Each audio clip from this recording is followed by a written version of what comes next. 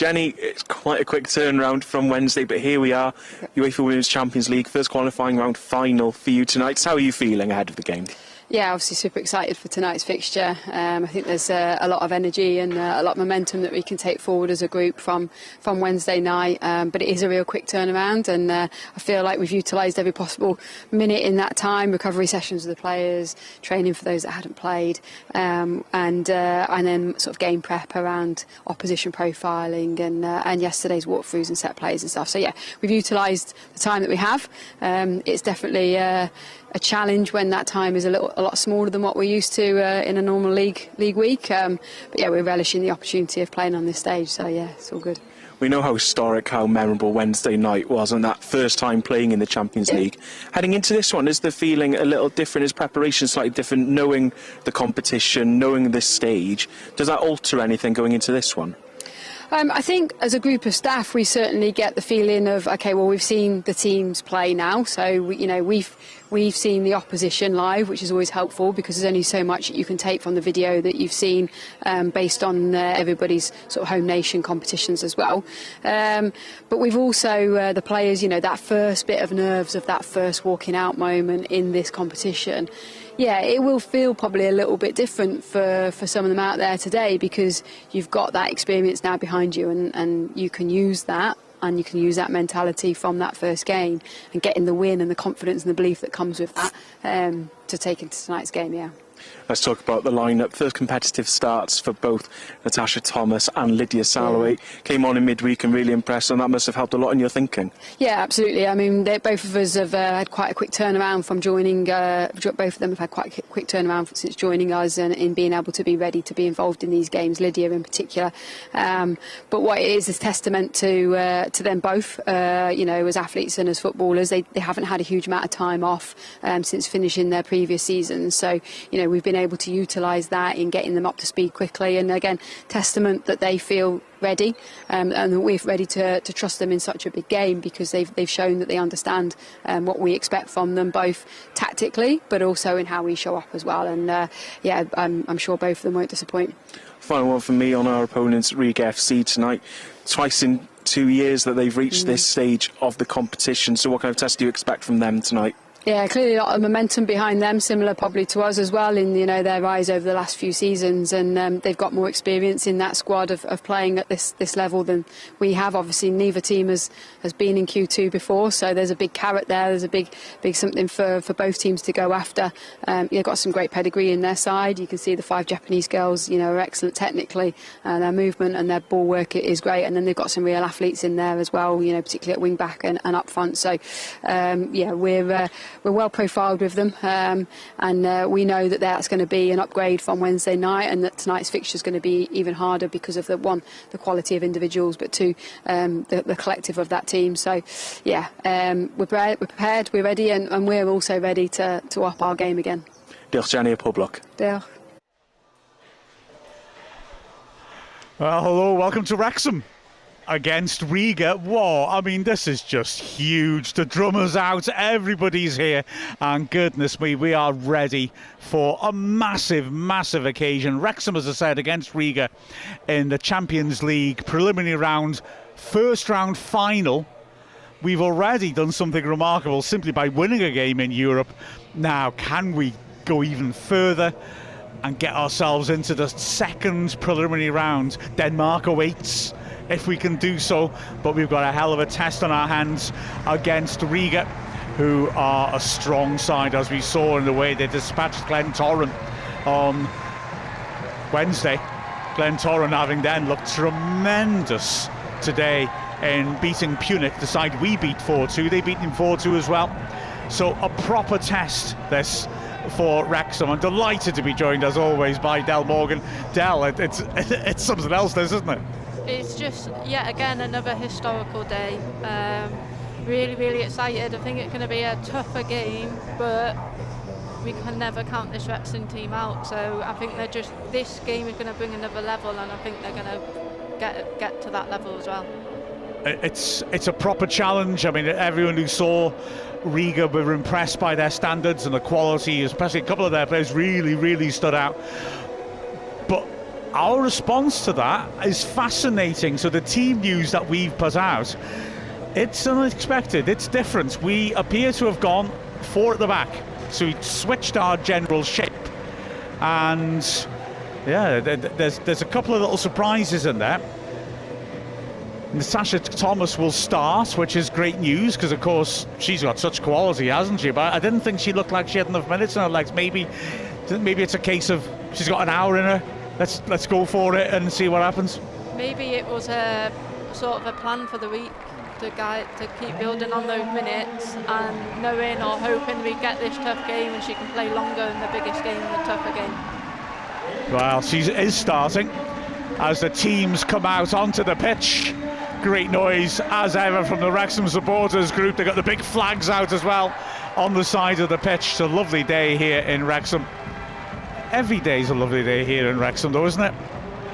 And we are in for a fascinating challenge here as Jenny Sugarman and her coaching staff make their way across the pitch. They have done such a remarkable job with this team. We have stepped up a level again from last season with the quality of players you brought in, and now, well, let's just see what we can achieve. It's, oh man, spine tingling, isn't it? Wow, something else. No, it's so exciting, and it's another few days of training of this team putting all the work together and putting together what the harmony and the connection that we're going to see for the rest of the season. But they set the standard high from the very start, so I think we all as fans were expecting some great things. Well, exactly. I mean, that first match gave us a taste of it, and I couldn't agree more. Yeah, exactly. We're only at the start of the process of developing this current team. Who knows, there might be more players to come in before the Adran season, because, you know, we've got another, 5 weeks until that happens. And in fact, one challenge, of course, that Wrexham will have to handle is peaking now and then having to sort of peak again, if you will. But still, nice problems to have when you've got the quality Wrexham have. So let's have a look at those teams. So Natasha Thomas coming in up front with Katie Barker. At the back, Lydia Salloway starts, but we think she'll be at right back, with Bartle and Harvey in the middle, and Maria Francis Jones switching flanks. Lily Jones and Bella Reedford are in the middle of midfield. Ava Suckley and Faye Knox playing out wide, and you assume will drift inside whenever they can. As for the Riga side, just one change, and a very predictable one, because the second striker that they played, Mustafa, didn't make that much of an impact in the first game. She was hooked at half-time. Priere came on and was impressive and mobile in attacking midfield. Watch out, of course, for Brina, who has been utterly sensational for them and looked so good in scoring 2 and forcing an own goal on Wednesday. Takahira is a really high-level left-sided player, going forwards and coming back. And the 2 central defenders are strong. Taketa as well was voted 2 seasons ago the player of the season, defender, beg your pardon, of the season in the Latvian league. She's actually holding in midfield today. Well, we assume maybe they'll switch that around a little bit when they see what Wrexham are doing. But she's a strong Japanese striker who writes a fantastic blog about playing in the Latvian league. It's such an insight. Quality opposition, that's what we want, isn't it? You only improve if you're stretched. Yeah, absolutely. And again, we'll have a little bit of homework of what to expect from this team based on Wednesday. But ultimately, it's the next stage. It's another game where these girls, our team, are going to have to raise the level and do a lot of problem solving and put perhaps a lot quicker and on the pitch. And we're hoping those connections and that standard they set on Wednesday will carry through to today. Absolutely, and of course that familiar spirit. I'm reluctant to push too hard on the whole idea of, getting stuck in. This is other more important considerations, but they showed real heart to jump back in after letting an early goal in, and a disappointing early goal. And that has been typical, of course, of Wrexham over the years. So we are almost ready to go. Natasha Thomas waits for the go-ahead from the Slovakian referee, and here we are. Immediately it's Lily Jones standing that ball up. I thought in the early stages Riga's pressed very intensely, and Wrexham needs to be aware of that, as here is Brima, who's such a good striker. She's managed to get a stride in ahead of Jodie Bartle, but then leaves the ball behind, and Frances Jones is on the right as well. So carries it away nicely. So Salloway playing on the left. Of course, she's left-footed, isn't she? I should have really done the maths on that one. It's won back in midfield by the Japanese midfielder, Oi. And then Harvey gets rid. Riga on the front foot early on, and there's a bit of space for Takahiro, but she's offside. Yeah, when Harvey filled in as a left wing back, I mean, you could see she's a good player, but you could also see she was very much on the wrong side of the pitch. I'm glad to see her getting a more settled run as centre back, because she's clearly got great qualities in that position. Yeah, and I think when she moved centre back on Wednesday, she looked a lot more comfortable as well, because I think she struggled to put some passes together in the first half, and she was out wide, so more central areas she probably feels more comfortable. So here's Barker. Can't deliver, but it's brought away by Steenberger.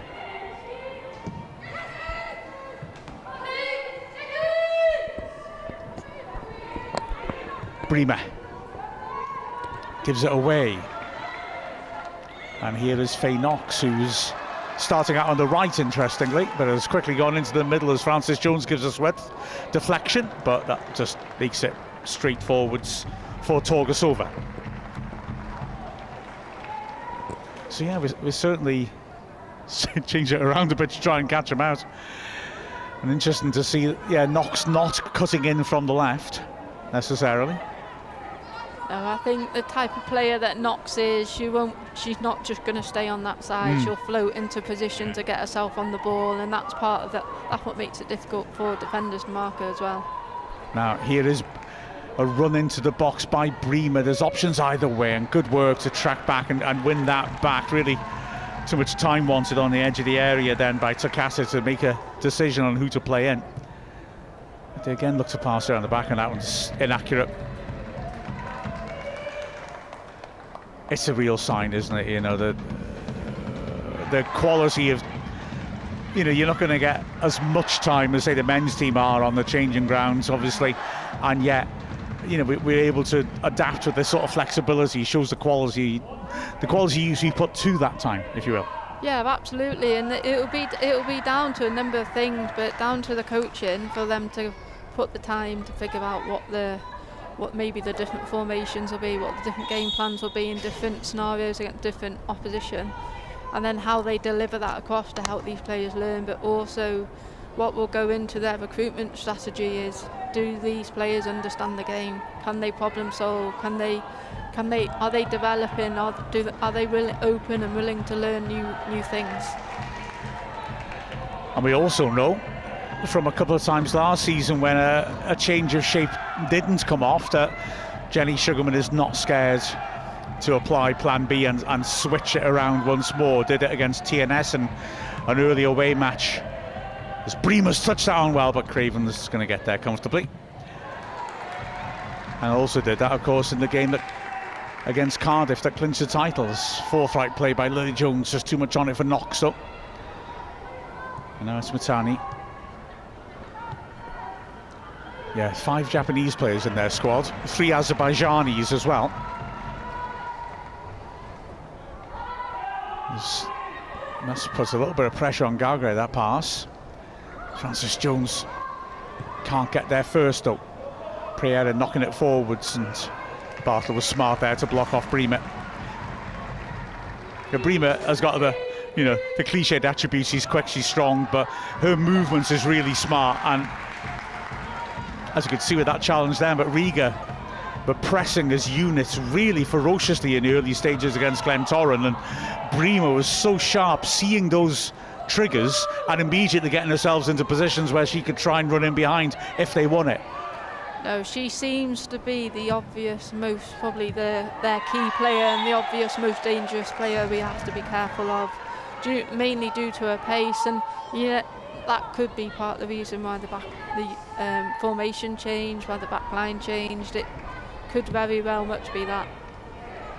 Here is Salloway whipping it in, but too much on that. And Barker will chase.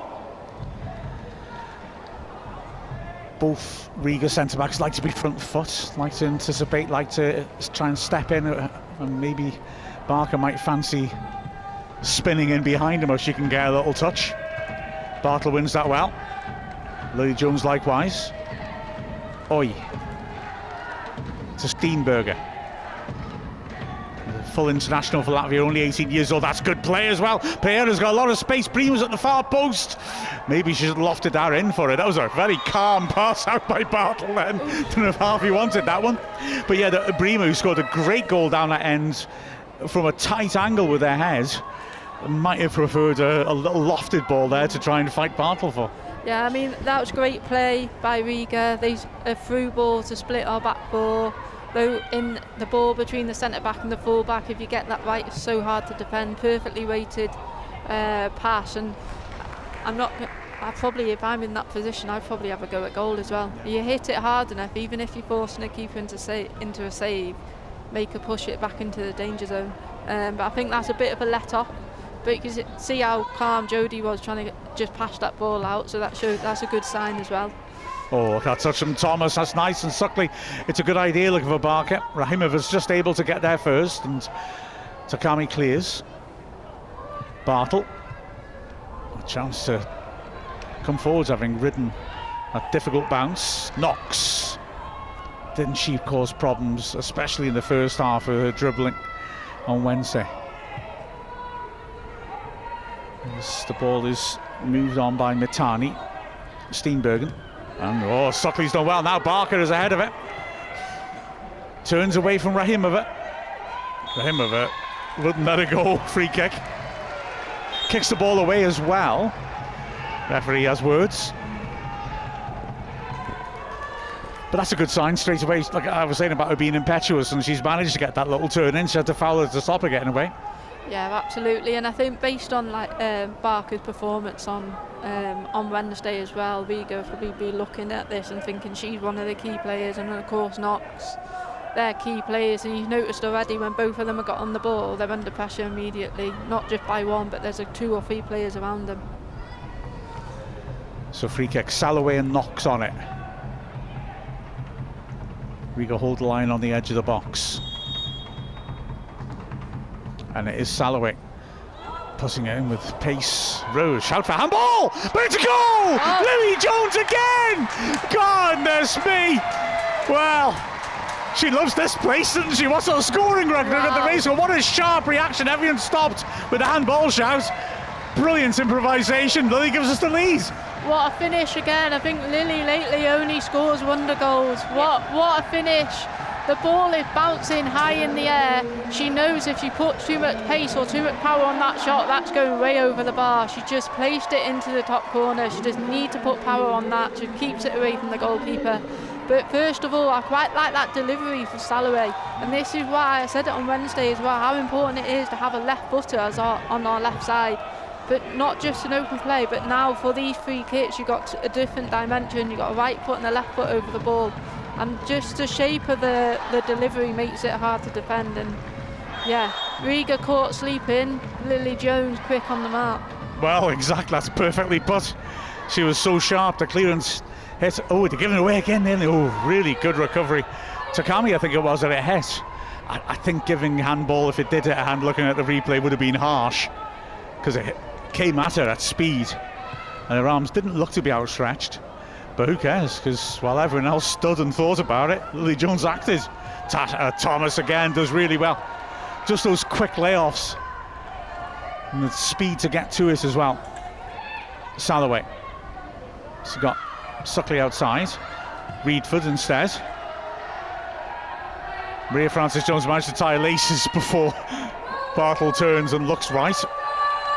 Wrexham pushing up. You can hear Becky Saviuk, who's up here with us, urging her team on and praising them. What a start.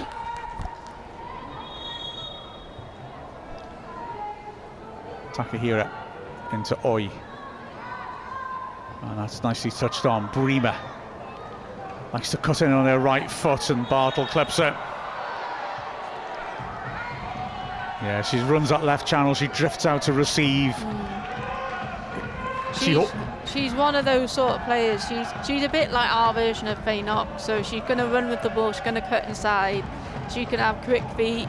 I thought, if I'm being honest, it's probably a bit of a soft foul, but that's probably what she's looking for. She can't get forward and get an opportunity or play that pass. She'll probably feel for the touch. So it's something to be aware of, no matter where she is on the pitch. So Wrexham have their own free kick to deal with. 2-player wall. Takami beyond the far post is strong in the air. And she's managed to lose Salloway, recovers well, but it's a great ball then, and Craven does well. It was a lovely ball and just maybe tricky, not enough pace for Taka here, just to touch it on and hope that right in the corner. It's just from one of those awkward places. It's in that sort of central zone, and it's really hard to get enough pace on the ball without it carrying through to the goalkeeper. So that's probably the best they can do to get their own contact on the ball. But good positioning by Craven, and just nice and calm even with everyone following in. So good start for her. Yeah, good hands when there's a crowd and the ball's coming slightly awkwardly. She is composed. Suckley was calling for the long ball. Wrexham instead built at the middle pass. Just made Lily Jones stretch though. Now here is Bremer. Jones again. Tries to help it on. Takami. Here's Steenbergen, who likes to get forwards and beats Ava Suckley. It's given us a goal kick. I wasn't convinced that went out. That's one of the dangers of Ava Suckley. I love Ava, she's fantastic. Not a fullback, and when she doubles up like that, if they can get Steenbergen running at her, well, she knows she can take her on now, doesn't she? Yeah, she's definitely more of an attacking-minded player and would much prefer to be the other half of the pitch. But when she's in those moments, it's really important for her not to dive in. Stay with the player and just use her body, because Ava Suckley, she's a strong player, so use her body to shoulder barge a player off the ball if she's not so reliant on the tackle. Salloway to Reedford. Yeah, it must also be said, I quite like the idea of Suckley having to go at Steenbergen, who looks to me to be very much a wing back playing at full back. Good strong challenge comes in from Takami, who, like I said, is usually a defender. But yeah, Wrexham leading here as Thomas holds it up. Oh, quick feet, unlucky. Caso got close in and did well. Remember, you can get a touch of course using the hashtag AskWrexham, ASKWXM. There's some good fun this morning on that. That's a nice idea, but there we are with Galgari this time, just looking to get ahead in front, but Barker now, oh unlucky, just an awkward bouncer. She could have knocked that beyond the defenders, she'd been running onto it. There's threat about Wrexham. Salloway again looking to whip it in with the left foot. I think that Wrexham just need to when they have the ball and they've got it in long spells, it's really difficult for this Riga team to make any use of it. So it's really important for Wrexham just to stay patient, but if we keep forcing the ball, it's not going to play into our hands. And I think if you look, when Wrexham are over on one side, all the Riga players are over on that side as well. So if we can get out of these tight moments and switch the play, that would be where we can use the space to exploit. Here's Bremer, and she's so dangerous, she's got no support, she may not need it. An early take, Craven got behind it comfortably. I mean, I've got to say, with the pace she's got with the ball, too early a shot, I would argue. Yeah, but again, a little bit of a let off and a little bit of a warning of what that player can do. And yeah, I'm not sure why she shot so early. She could have kept going and drawn Liz out, and then just got a closer shot on goal. But again, our players couldn't catch her in that moment, so a bit of a let off. Yeah, absolutely. And if you're saying about being able to switch the ball back out, I found if I was right in that, this about at lunchtime, they will close you down, but that always means there's space somewhere else, isn't there? We've got players like Lily Jones who can switch play so accurately. Wrexham just trying to make sure they keep this line. And was that offside? Yeah, it was. It was Takami who went too soon, and possibly Takahira as well.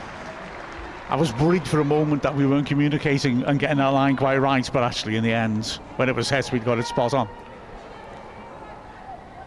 I wouldn't want to upset Jodie Bartle by taking a step back and playing everyone on. I've got to be honest. No, I imagine that defending set plays is an area they've done a lot of work on after there was probably a number of goals last season that we conceded, free kicks and corners. So I imagine probably an off-season sort of action point for this pre-season and for the season ahead to work on those. That's a terrific ball by Oi. Cato, early cross is an awkward one, good touch by Craven. Bremer's still after it, but doesn't get there. Francis Jones as well. And Suckley does very well now. 3-on-3, the two strikers make runs for it. Thomas on the chase against Rahimova, who will commit and does exceptionally well to win the tackle. What a great take by Liz Craven. Again, I said it on Wednesday, her starting positions for when she's dealing with crosses is so much higher and it's so much more aggressive, and as a result she can command and deal with crosses deeper into her box, so that's great to see. And then it's just a quick getaway, so great tackle by Suckley, but I really think she could have driven with the ball more. Carry it, attract the pressure, and then the players ahead of her would have been a lot more free. Yeah, I sort of feel credit to Thomas for nearly making something of a pass that had a little bit too much on it when, like I say, you carry it and then the defenders are going to have to start retreating and spaces could open up. Craven through the middle, Thomas is offside when it was hit, so Rahimova can clear comfortably. Oh, it's an awkward bounce and Harvey has to be alert. Look at the pace of Bremer. Prieres in the middle, Harvey sticks with her. What a hell of a tackle. I thought you'd gone to ground too soon, but if you come out with the ball like that, you can't complain, can you? No, again, a little bit of pace from that striker there as well, but this time we had it a lot handled. I think if we can stay with her and use our strength, I feel like we might be stronger in our defence. That's a way to nullify her threat. That was a very calm piece of goalkeeping by Torgasova then. Great tackle by Barker. It was a lovely ball by Thomas initially to send Knox away. Barker outnumbered in the end, but she's chasing back and has done well with Knox. That's a free kick, surely. Yep. Really good work by Barker there. I saw a different side to her on Wednesday, so we've always known her as a goal scorer, someone who's always a threat in behind and a threat on the goalkeepers, but on Wednesday we saw a little bit more of that defensive work, but also a little bit more grit in those duels, and already we're starting to see it in the first few minutes of this game. And she causes problems, and she's going to win battles like this. So another set piece for Wrexham to plant into the box. Welsh Techie is on his drums, stirring up the noise. And that's into a decent area. Keeper pushes it down. Managed to find a teammate. International keeper, 17 years old. Wow. They are on a remarkable run, Riga. Founded 3 years ago. Won the league every year since. As Cato gets a tackle in. Salloway back to Craven. And that header was on there. Suckley maybe was fouled. Thomas is still latched onto it. Suckley may have hurt her back as she's getting up as Thomas delivers a ball in. And had to be defended with alertness by Oi, and then the Bremer's come back from offside position. Yeah, they haven't. Well, let's put it this way. Last season they won every game in the league. Season before they won every game in the league. In their first ever season, they lost one and drew one. So they've only ever dropped 5 points in the 3-year history. They are unbeaten. Well, no, not unbeaten in 47 league games. They have 47 wins in a row in the league. Well, so did Punic by the time we played them on Wednesday, so that doesn't scare this team. Absolutely. I mean, it's a comment perhaps on failing to get depth in the league, isn't it, really? As Prayer helps it on. Bremer beaten to it by Harvey. He looks to be enjoying the physical aspect of that confrontation and is desperately trying to get a yellow card. She might have succeeded. It's a bit too... Well, no, just to calm down. Okay. I got to be honest. If that was a Riga player, I'd be screaming for a booking. Well, the Riga player early on kicked the ball away, and the ref spoke to her as well. So Priere, good take, hooks it on. That's not a bad idea. Steenbergen thought she was getting there. Suckley did really well to get ahead, and very brave. And handball given. Seems a bit harsh, but nonetheless, Wrexham will take it. But that's exactly what you want from your wide midfielders, to be tracking back in those moments, because trying to defend the back post is really difficult for that fullback. So if we can double team on the back post, so it's exactly what we want to see.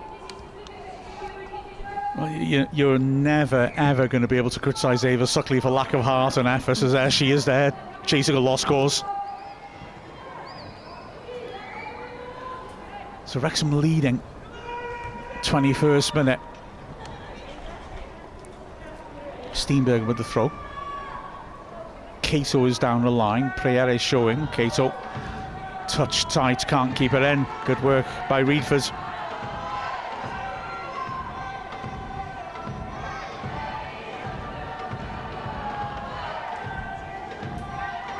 Nice little nudge in the back there by Cato, just to leave Thomas off the ball. Bremer, oh, good work again. Harvey being aggressive. Early ball looking for Barker. Maria Francis Jones gets there. Takes no prisoners. Wrexham bloke on Ask Wrexham says they really love playing at the Kairos. If they can do this at a stadium, this bodes well if they get through.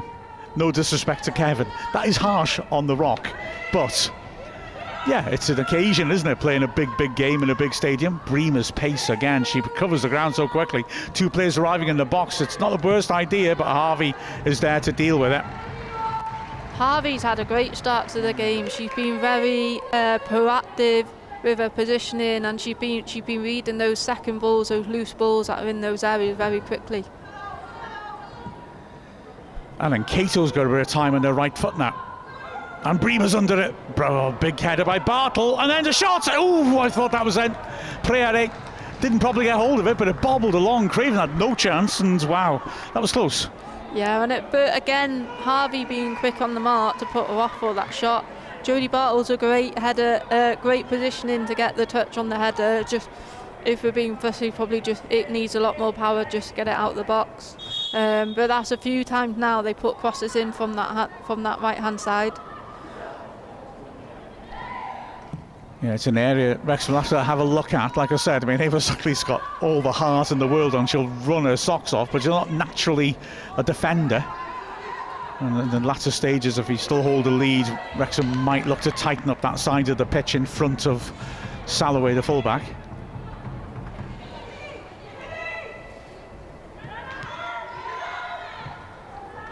Here is Salloway. Well read by Cato.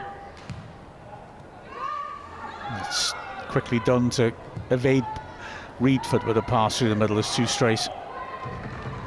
Is it my imagination, or are Bartle and Harvey swapping sides occasionally at the back four? Yeah, I think they are, but it seems to be wherever Bremer goes. Yeah. So it looks like to me Harvey's got a better handle of her. So I think when they can, I think Bartle and Harvey have decided Bremer is Harvey's problem, and so far she's dealing with her well. Can't help wondering, is there a danger in doing that, where you know, if you're not very clear in your communication, you could end up not picking up, as Bartle will get there first. Bremer last season played at this stage for Riga, and they won against Flora, the Maltese team, not the Margarine, and she scored all 4 goals. But I've mentioned in the other match, so I'll throw this at you now, Del, just so you can go wow. And I verified this because so many facts, sadly, about the women's game are not accurate. So many basics, but I have verified this. They lost a striker. Thank the Lord they lost her. Ooh, that's late, isn't it? Yeah, referee saw that. They lost their top scorer last season. Bremer was not their top scorer.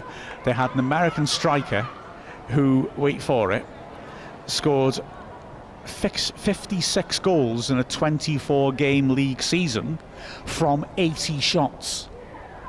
That's not human. Funnily enough, she moved on. Yeah, no wonder. I'm assuming she moved on to bigger things as well. their goal difference last season, after, like I say, a 24-game season, 172, plus 172. They've got goals in them, but Wrexham are clearly a much stiffer opposition than they normally come up against in the league. Knox wins the throw.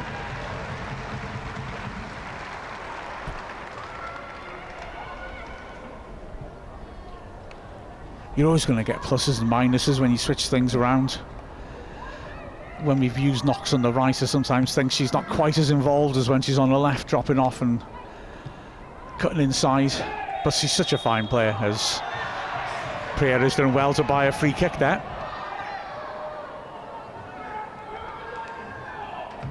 Francis Jones grabs hold of her shirt. Priere just did well to nip in.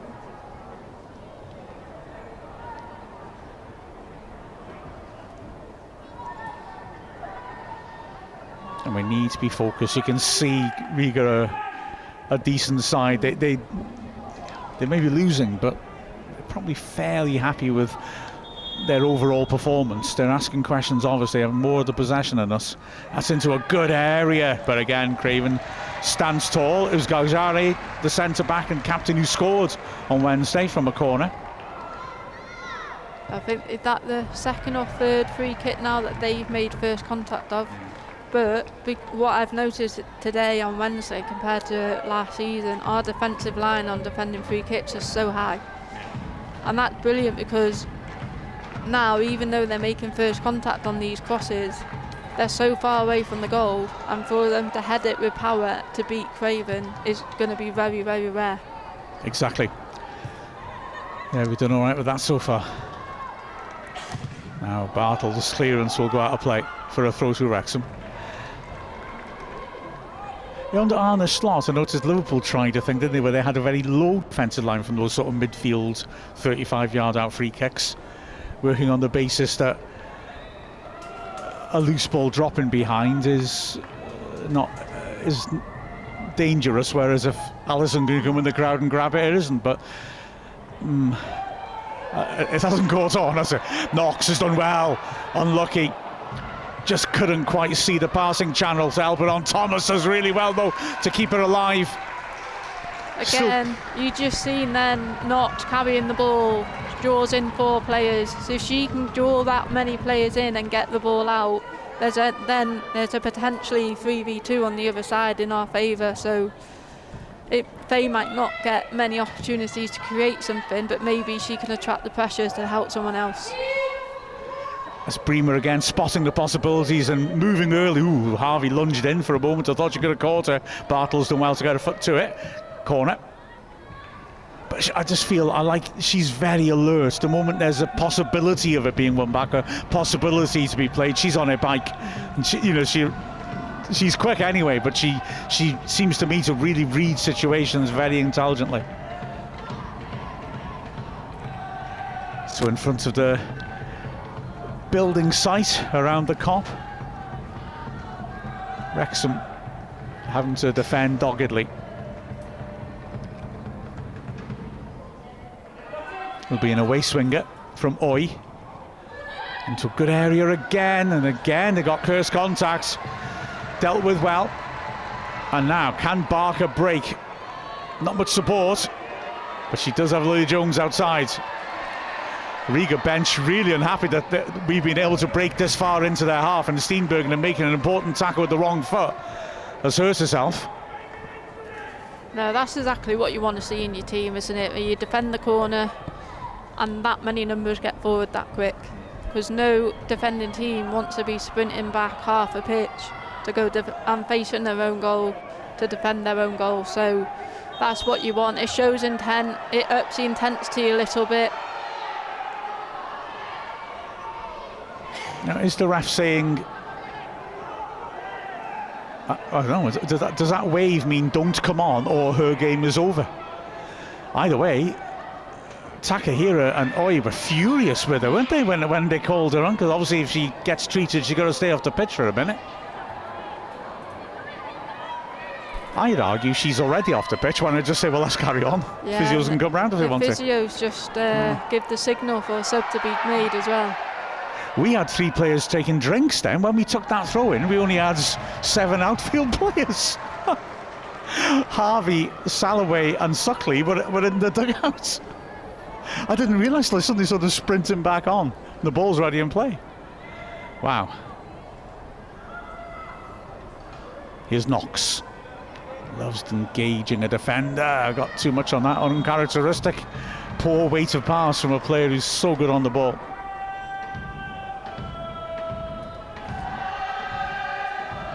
And the Wrexham fans making noise again.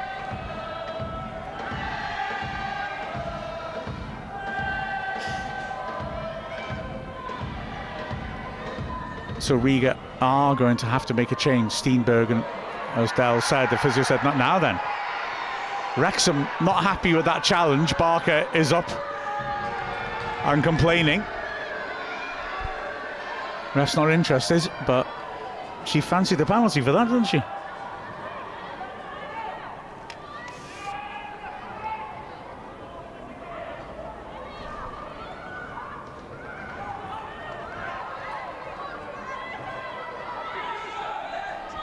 Laura Calise will come on. Steenbergen is, unfortunately for her, finished for this little mini tournament. She's done well up and down the right hand side, attacking full back. Just lunged in. I thought the tackle was on her left, but she went in on her right foot and seemed to maybe go over her ankle as she played there, and she's hopping. She looks in a lot of pain as she's hopping down towards the dugout.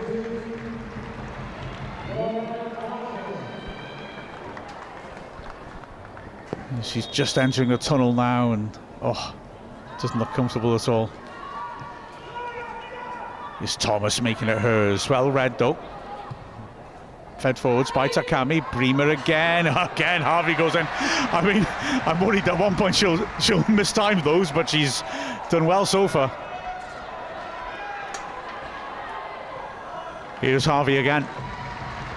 She was outstanding against Sporting Jacks. You know, we let goals in, but goodness me, she was good. It's a good aggressive piece of play. The Wrexham bench and fans think it's a foul, but I don't think it was. Preyere lays it off, and that's a tempter to the far post. Awkward for Craven. She got enough on that to mean it was a difficult chance into the side netting. Yeah, and again, another cross into the box that's making us a little bit uncomfortable.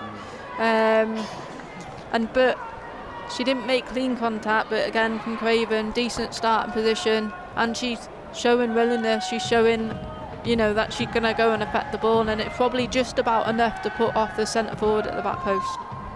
Yeah, Cato's got very little time to react as that ball comes quickly at her off Craven's hand.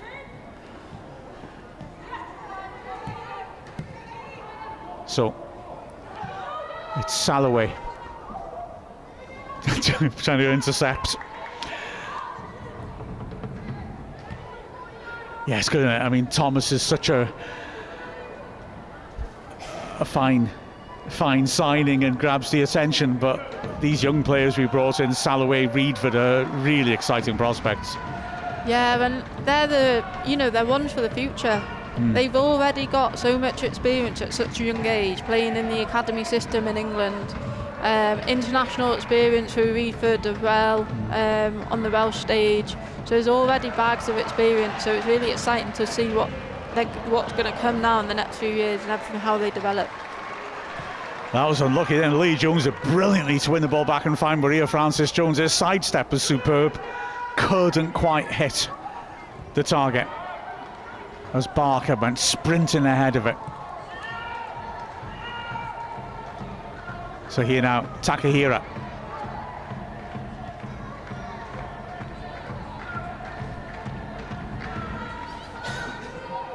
Rahimova. Wrexham boxing them in, and that was good work by Wrexham now. Did that just flick off Calise? No. But Wrexham did well then, just boxing them in, and nice to see. We can't allow them to boss midfield if we can put pressure on them, and they have made mistakes in their own halves. We've got the players to capitalise. No, we're looking a lot more organised today. I feel I feel like our out of possession shape, our rest defence when the Riga are transitioning in towards our defence looks a lot more organised. We look a lot more sure of ourselves, whereas at the beginning of the Punic game it looked a little bit shaky at times. But from the start today there's organisation, there's good shape, all the distances between the units looks tight. So Craven with the goal kick. Harvey again did well then in a battle with Bremer. There's always that sense that Bremer looks like she could get the better of a defender, but that's natural then, you defender. Suckley having her shirt pulled, free kick. So Rahimova loves to get tight, loves to try and sneak round the sides. We've had a little bit of change out of it.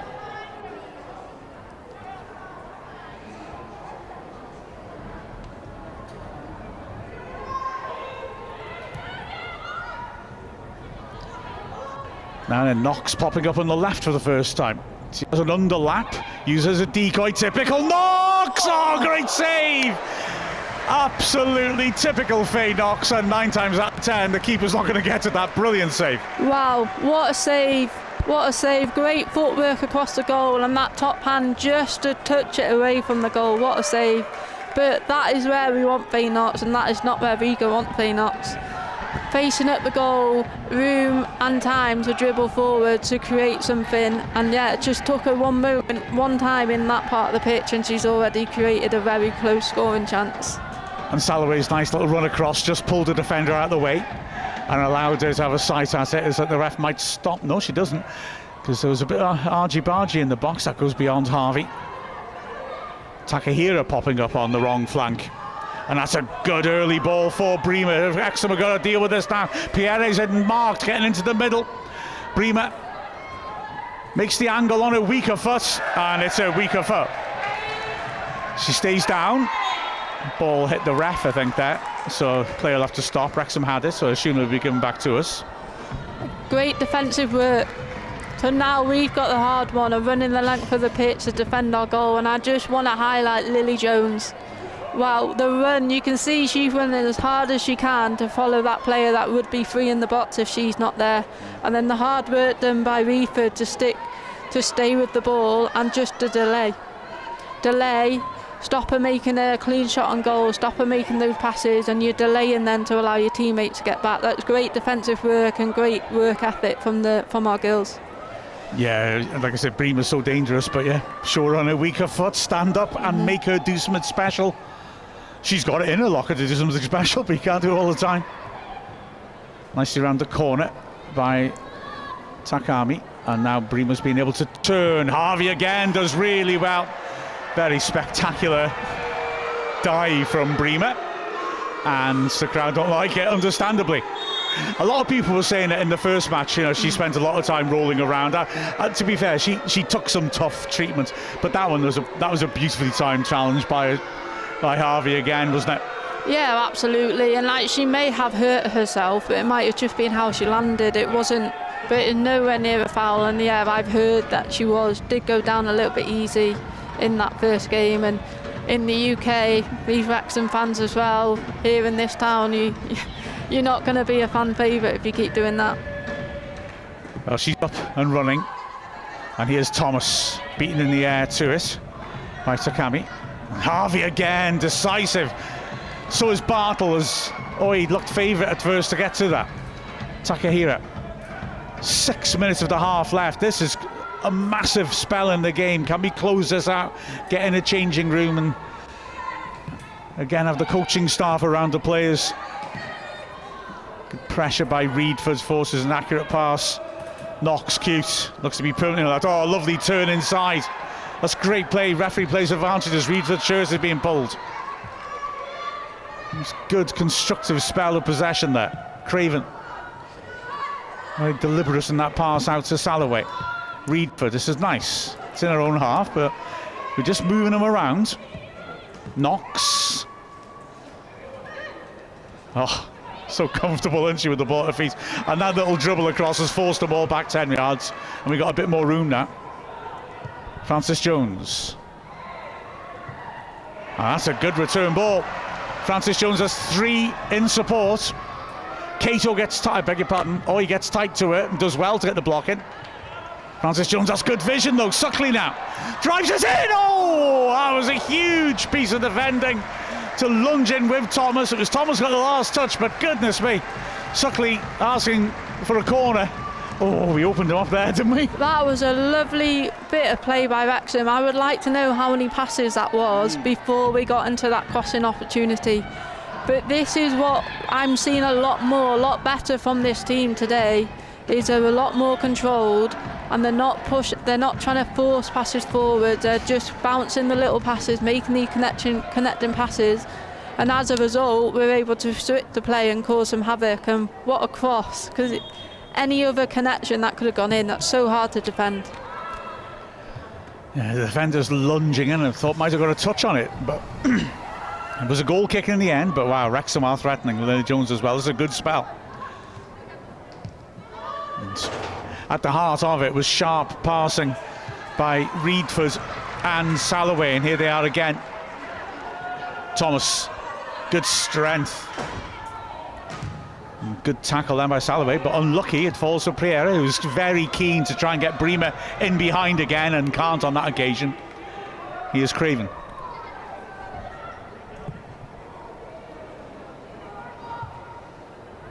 Bartle attacking an awkward bouncing ball with typical determination, terrific determination. Dumps oil on the floor, now Barker's got Thomas making a run, looks to feed it in with the outside of it, for unlucky. I like the idea of it. It's just probably just not enough pace on it because she's used the outside of her boot, but again I reckon she could have carried on and drawn the pressure. Here is Knox, who's switching to the left, is getting really involved, and well, Khalees just took her out there. I think we've seen a bit of a change in our attacking play since our wide players have swapped sides. Yeah. But Ava's got joy on the right hand side so she can put those crosses in, but whenever Faye faces someone at shock, surprise, horror for everyone that's here listening and watching, she's causing havoc when she's facing those players up. Yeah, we are looking more threatening in these closing stages of the half. Here again then is Salloway. We know what happened last time she put a free kick in the box. Takahiro one-person wall. Oh, that's got nice shape on it again. Calgary got the head to it, corner. That's a great delivery. Great delivery, and again it just highlights the importance of having that left footer in the team. And I'll be a little bit biased being a left footer myself, but I firmly believe left footed people hit the ball different than a right footed person. But the shape of it is hard to defend, but if we get clean contact, it's a really nice ball to get on target. So here comes the corner. Stood up into a good area, Bartle, good well to get there, but just on a jackknife, couldn't get the power on it. But Lily Jones has done well. Now then, driven ball in, well defended at the near post. Rahimova again, but Knox having taken the corner. Oh, lovely. Pulls it in, just too much on it, unluckily dumped Oye on her backside then. Lovely play. And although there's been a sense of threat, hasn't there, from Bremo, and here she comes again looking to put pressure on, and I think whether it's a foul or not, I'm glad it happens. Yellow card, in fact, coming out for Francis Jones. I think that to me looks incredibly harsh. One, for it to be a foul, but two, to be a yellow, because I think it's a bit soft, but perhaps we needed it to happen, because if she's through on goal, danger. I mean, looking at that replay, I don't think she clipped her. I don't see it as much more than that. So I think he's very unlucky to get a card, but hey. Wrexham again, look how high that line is. And the first ball's defended well anyway by Lily Jones. Ooh, just for a second I thought it was going to drop for us to break, and then Thomas, well, there was an easier ball on there. Suckley was in space to her left, didn't spot it. Which is a shame, because of course Thomas has got good vision, hasn't she, clearly? No, but again, that high line, you make a high line like that, you're defending free kicks, it's so hard to get that delivery right, and I think we've been we've got the game plan right on that sort of area. And again, once we clear the ball, the black shirt just swarm at the pitch. You also, in doing that, you know, you got your free kick taker standing on the halfway line taking it. You're actually being forced into having a high line if there's a transition, and you can see then they were wide open if we got that pass right. Now that's a good ball in behind. Bremer again has 2 marked by 2 in the middle. Harvey comes across. Bremer goes on her right foot, a stronger foot this time, then back to her left. That's a good ball in. Francis Jones is there though. And now here again is Suckley. 2 added minutes. And after the last couple of minutes and the Bremer again coming to life, I'll be happy to see those over without with the score staying 1-0. Yeah, it's incredibly important now that we just see this half out. Like, we've been in total control and we've got to keep those concentration levels high, and again, don't force it. Thomas typically trying a shot, as we saw last week. She can do that. But yeah, it's really important that we keep our shape and we don't force it. And we saw before, if we make these small passes and we keep the ball, Riga don't get anywhere near it. So it's really important now that we take that sort of method to try to see out the half. Well, Tarasova's taking this goal kick with time running out for him. Touched it on well, put back where it came from. Barker fancies a bit of this, and Gaugare just about blocked her off enough. I thought Tarasova had to come out the box to deal with that then. I think maybe Gaugare did as well. Ooh, it's not a great kick at all now then, Barker.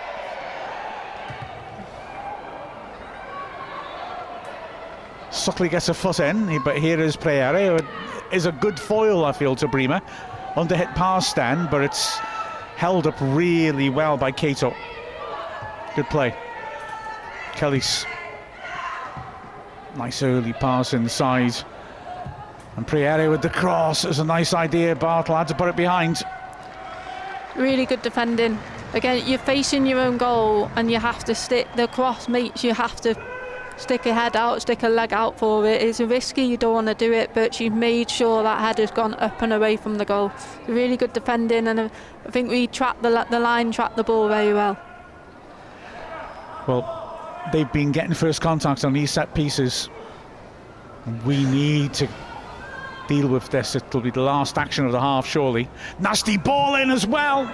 Chance this, and Bremer mishits, and Thomas gets it away. The roar from the crowd. No whistle though. Well, they're all offside, surely. Craven got there first anyway.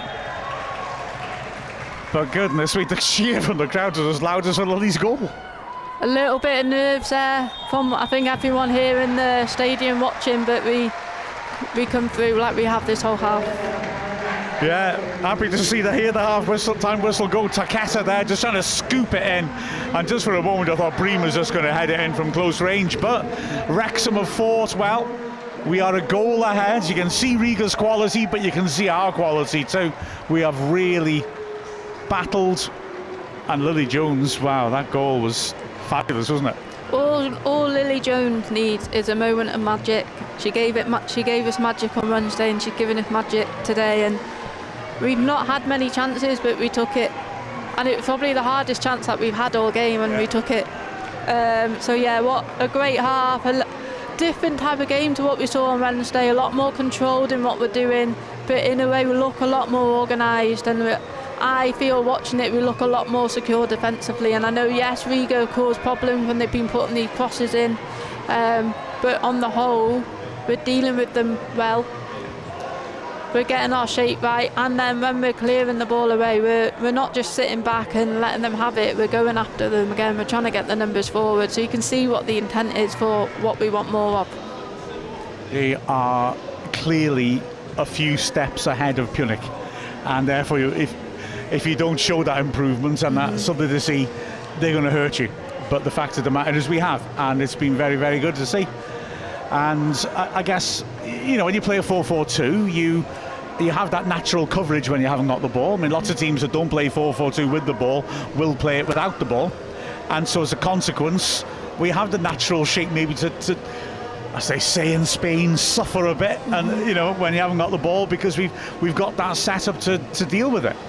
Yeah, and you like you said, you're covering probably all patches of the grass across the pitch with the bank of four, the double bank of four. So yeah, like again, I think everyone, including myself, when we would have seen the formation, we're probably a little bit surprised, but in Jenny Sugarman we trust. We're here for a reason, and by what I've seen from the first half, I can see exactly why we've gone for a 4-4-2, because we look a lot more connected, and it's really hard for the Riga team to break us down.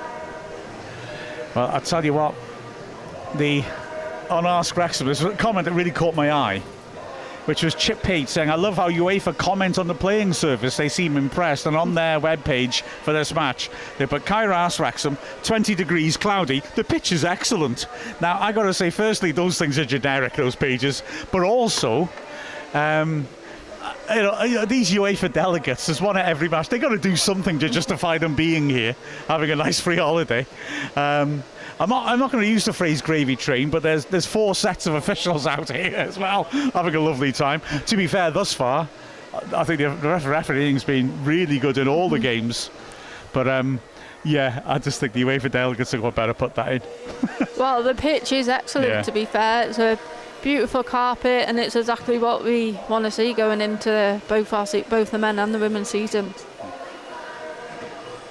The Chip Pate says Bremer has been defended beautifully today. She's had far fewer chances and threats than she did against Glentoran. What are Wrexham doing to keep her in check? Well, Harvey is winning the individual battle for starters, I would say. Yeah, and I said it before, I think Harvey looks like she's the one that's been told to look after her more than Bartle, or maybe they've just realised in the game Harvey got a bit of is predicting more or is reading her movements a lot better. That's why we're just seeing them rotate a couple of times, and I think that's what it is. Harvey tracking her, she's reading what her possible movements are. You can see as soon as Riga look up and want to play forward, they're looking for her, and I think Harvey's dealing with that really, really well, and she's using her body. So yes, she might not be as quick, but if you can be physical with a player that's faster than you, the physicality and the strength in a duel tires that person out more than them using their speed. So I think that's what Harvey's doing. She's winning those sort of physical duels, and she's timing her tackles really, really well as well. And I think every time Bremer gets on the ball, she's not getting anything from us, but she's not getting anything from the opposition as well. And I think you could, as the last 10-15 minutes, you're going down after every little contact, so she's getting a little bit frustrated now, which plays into her hands, because hopefully she's more bothered about that than focusing on what she should be doing, is scoring goals. I mean, I would say as well that I agree, Bremer's had fewer chances, but she's bristling with threat, and often Harvey looks to be right at the sort of full extension to deal with her. That's not an insult to Harvey, it's a compliment to Bremer, who is so good and is really testing Harvey, and Harvey thus far has passed that test. But obviously we have to, we need to be aware that Bremer, a player like that needs one moment where it works and punishes us. Yeah, absolutely, and that's why it's really, really important that we keep calm, we keep connected, and we keep controlling the tempo of this game to not let her have so many clear-cut chances. And we do, like you said, it is a risk. She is still a risk. So it's when we can get forwards now, can we start creating more chances and make the most of them? So yeah, Wrexham leading a half-time here. It's an achievement to be ahead of the side. They are quality, but Wrexham also showed quality on Wednesday. So let's just remind ourselves of how both these teams got here.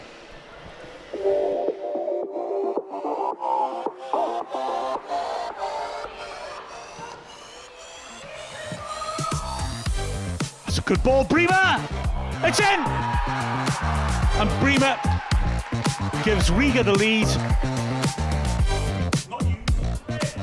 And that's a good header. That's 2-0. That was a lovely delivery. Oi floated it in. Danger here. Bremer in the middle's got between the two centre-backs. Outside of the football's a beauty, and Bremer mishits. Oh! But it goes in.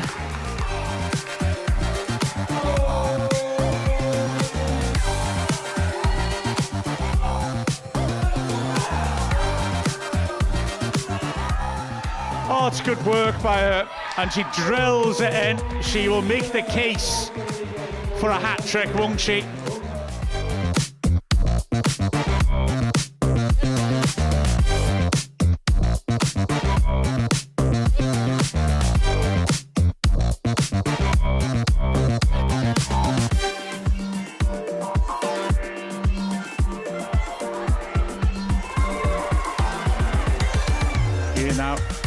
to strike back. That's a great burst on it. Plays in the middle. Yes! Great finish. Wrexham score in Europe. Oh, hello. Lily Jones is in here. Not much in the middle. Yeah! So she scores a worldie. Oh, Lily. She's one of our own. Look at that. That is superb. Good ball in. Keeper good to get hold of it. It's there. Suckley. Suckley makes it 3.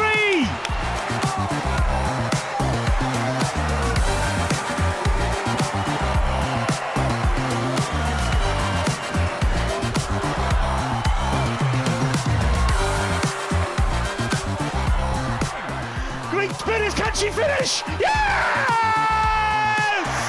Euro Wrexham on her debut off the bench, drills it home.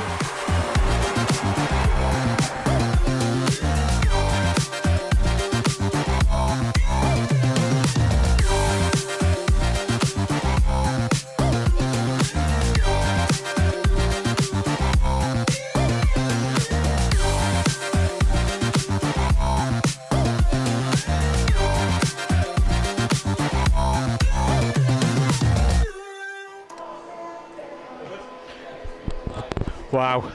Well, I mean, what a night it was, but Riga showed their quality on Wednesday night as well, and therefore we really need to appreciate that it's going to be a big challenge, a big second half to come. We've shown we can do it. We've shown we can go toe to toe with them. Oh gosh, I can't. I don't want to think about the second half going well. I'm too scared to think about it. No, it's really important now that Wrexham come out with the same sort of game plan. Is we need to keep control of this game. We don't need to rush and force passes forward. We can actually just keep the ball and create our chances from there. So that cross from Ava towards Tasha, like that came from double digits amount of passes, maybe 15 passes or maybe even more, I'm not sure, to get the ball into those areas, and that's what we need to do more, because we lose possession a lot more when we try to force that long ball forwards, and we're a lot better when the ball's at our feet and we're playing one touch, two touch football, and the speed of the passes are really quick, and that's so hard to defend, because these will be well up for it, because it's only 1-0.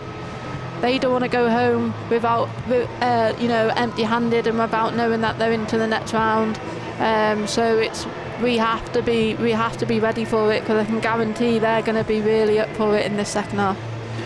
Of course, something that we have up our sleeves, should we wish, would be reversing to a more familiar shape as well, which could throw them off kilter.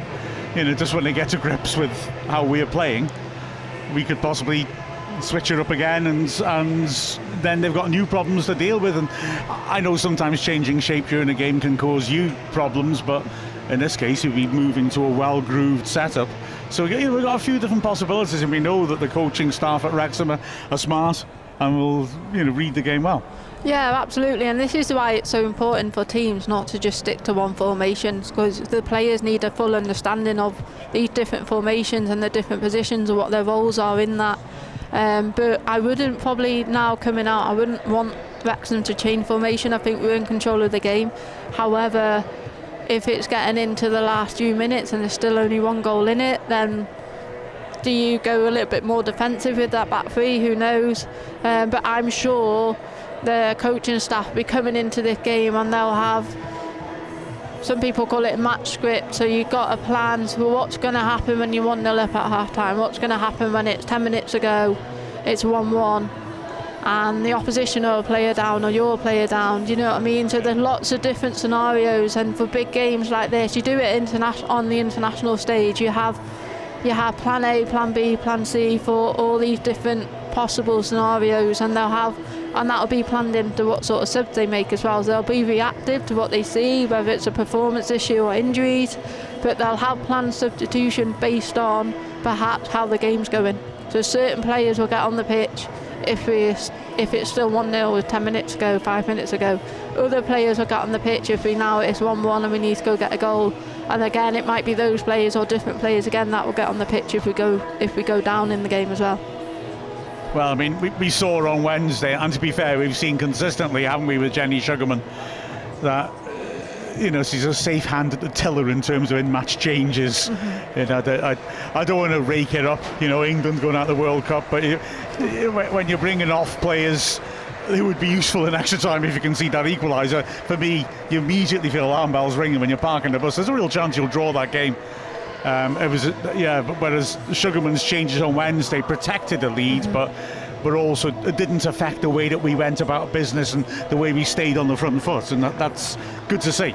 Yeah, and like you saw it right across last season. She's very methodical with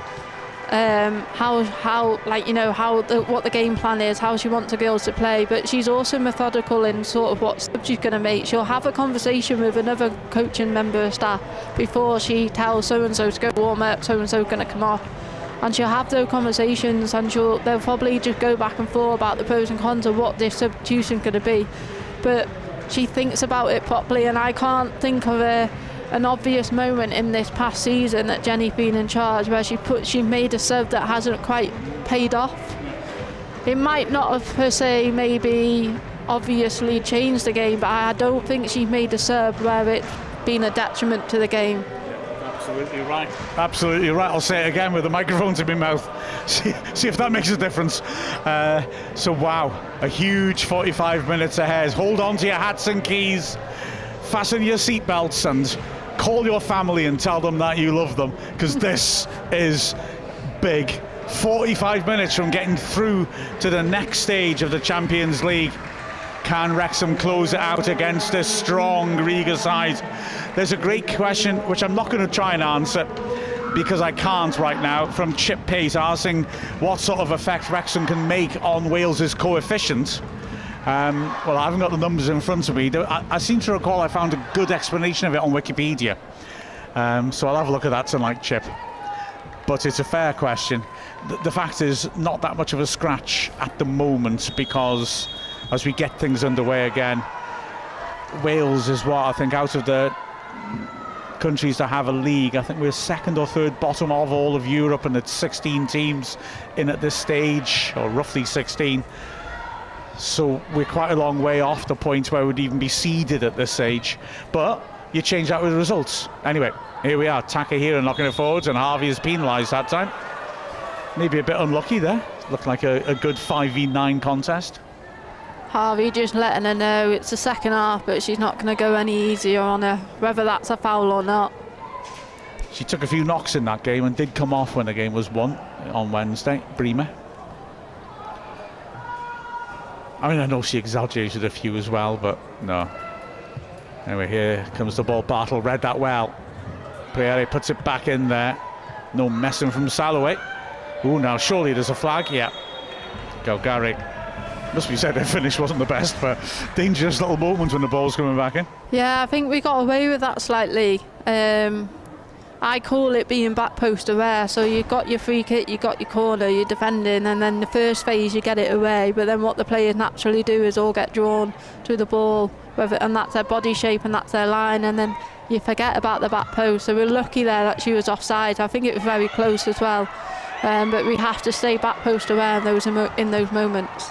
Oh, teaser from Thomas, unlucky, doesn't quite get it through. Got to be said, it's a clear foul by Barker there. I can't believe the ref didn't give it, but hey. Torgasova playing it short to the skipper, Gaugari. Takahira, Wrexham thus far have restricted her as well. She was absolutely ran riot on Wednesday. Will they attempt to change something to bring them more into the game?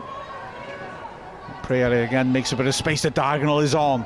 She hits Bremer. You can still go on one, and she does. Kelly's has been very high up the pitch since he's come on. Good tackle again, Salloway. It's just great defending. It's really important, those areas. As a fullback, if you can't get the tackle in, because you don't want to jump in, you don't want to rush it, at the minimum, instead of diving in, can you stay with the player? Can you stay with her? Can you then wrestle her off the ball, or is it make an important block like that? Because as we've seen on the right-hand side in the first half, some of those crosses from that area have been very dangerous. Well, we essentially cleared out the left sides of the squads, didn't we, in the summer? With Snape going, Burke going, Cara Jones going, but Salloway's a big addition in that part of the pitch. Good at it. That was dangerous. There we go, Gargari again getting on the ends of the corners. Yeah, absolutely, and it does make you think maybe how many chances is she going to have before she really puts it on target and makes all our hearts jump out of our mouths. Yeah, she's good in the air, and she. It's a big unit, but gets up really well.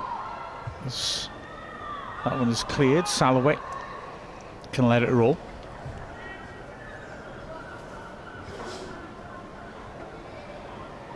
So Wrexham still working hard, getting the. Just looking to defend that lead. Knox, typical neat turn. She's on the left again at the start of this half. Was Thomas fouled? No, referee's decision making. Well, it goes our way in the end. I'm assuming that's the foul on Thomas. The play went on quite a bit afterwards. Feeling a bit edgy, a couple of decisions in this half. You think, not as consistent as some of the other refs we've had who've allowed physical contact but then just carried on with it. Yeah, she was a little bit delayed in her reaction, and as it turned out, the ball got out to Kate Barker in some great little space, so maybe we could have actually played on as it turned out. Thomas, how much longer has she got in her legs, you wonder? Well, she's looking very sharp there. Tremendous work. Barker was just running in the channel and wasn't attacking the 6-yard box. Suckley arrived early. There's a nice ball in. That's nice play too. Knox, typical Knox, and she'll be after that again. Unlucky. And Lily Jones just can't make it stick. So here's Cato. Only Bremer ahead of it. She dragged Wrexham across. Pereira's made a nice little diagonal run. Here she is. Good idea, but Bremer just back on her heels for a moment. She's latched onto it. Harvey comes out with her. Cato. That's a good ball. Great goal. That is a fine goal. Bremer drags Harvey out from the middle. Lovely delivery in from Cato. And Craven's got no chance of that header. Yeah, the shape of the cross, again, we alluded to it from a Wrexham point of view in the first half. That shape of the cross, that outswing, and if you just get the height just perfectly, it's so hard to defend, especially in open play. When you're stepping forward, trying to step the line, and then you've got to backtrack, and it's so important that we defend that back post well. But I just think Frances Jones, she just couldn't get her feet right to get up to the ball to at least challenge for it. Could we got out to the cross a little bit quicker to shut the cross down? Maybe. I probably agree with that. But yeah, what a goal! And again, Craven can't do anything about that. Exactly. Oh, really nice header back from where it came. And we haven't quite got things going in attack yet, but here's Barker. And she's taking a little bit of a buffeting there. Tama's got away with that, and fair play, Barker tracking back and fighting for it. Great first time ball in by Cato, and they've worked that well, didn't they? Salloway back to Craven. Knox is unlucky. And here is Prayeri, and we can't afford to let things go quiet. Bartle fights, wins it back. Craven. Just need to get a bit of rhythm going in this half, as we got with about 5 minutes left of that first half, and we started snapping it around. Yeah, we haven't quite took control of this game so far in the second half, and you can see by us not having that control, Riga just getting themselves back into the game, and they're looking a lot more confident now, and that is not a place where we want them to be. That's a nicely weighted pass by Reedford. Lily Jones helps it on. Taka here is quick, able to get there first, but Wrexham looking to stretch the Riga defence. Here's Frances Jones. Harvey.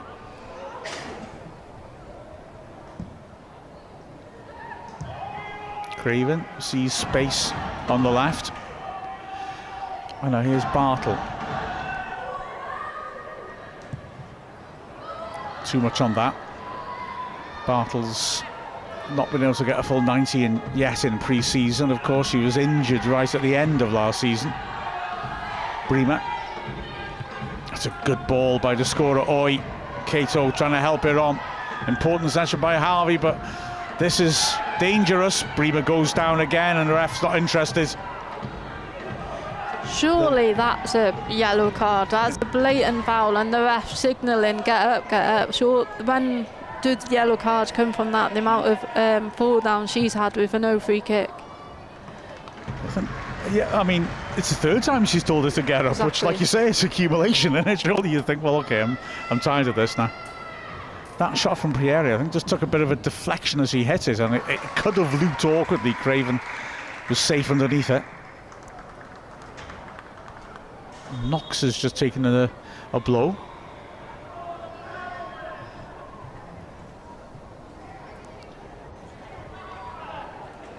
I think this minute off the pitch thing has sort of worked quite well. They seem to have hit the tipping point for what a player's willing to risk to pretend to be injured. Although they do have to wait for the players to get up, so it does waste a bit of time. But in general, it's not a bad idea. Thomas's pass there's ended up with Matoma. That's a nice idea. Harvey's was control. Bremer scores. Oh, what a shame for Wrexham there. Harvey just couldn't bring it under control. And Bremer gets the goal.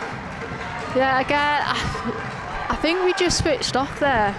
There was a bit of that stoppage there where Knox took that knock, but we just weren't ready to go again when the game restarted. And it's just a lapse in judgment by Harvey. And she's had a great game. So you can't take that away from her. But that just shows at this level, if you're playing at this level in this competition, if you make mistakes like we knew on Wednesday, the opposition that we play will punish us. Yeah, Bremer was very cool there. Waited for Craven to commit and slotted it under her. So Lily Jones immediately trying to get the team going again. She's chasing this one down with Takahira. So now it'll be interesting. Now that we're down, we want to get control of the game, but instead of being patient like we were in that first half, there's probably going to be an added element of a little bit more. Can we get the ball forward a little bit quicker? Yeah, absolutely. Still plenty of time to go in the game, but Wrexham will know that we need to start getting more of the control of possession here, put pressure on Riga, because apart from that burst by Thomas down the side, we haven't really had much. Now then, here's Knox, and she tries a cheeky one but doesn't get it quite right. Good idea, but Rahimova stepped up quickly to close it down. Riga not hurrying to retrieve the ball. So we need somebody in the ref's ear to point that out.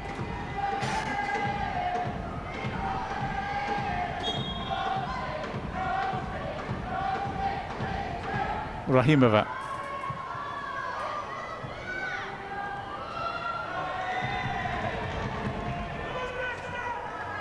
So Salloway with the throw-in. Taken quickly, that's a great run. Good covering that, great challenge. Knox is starting to look threatening. But Matoma did so well then to get across and get that foot in.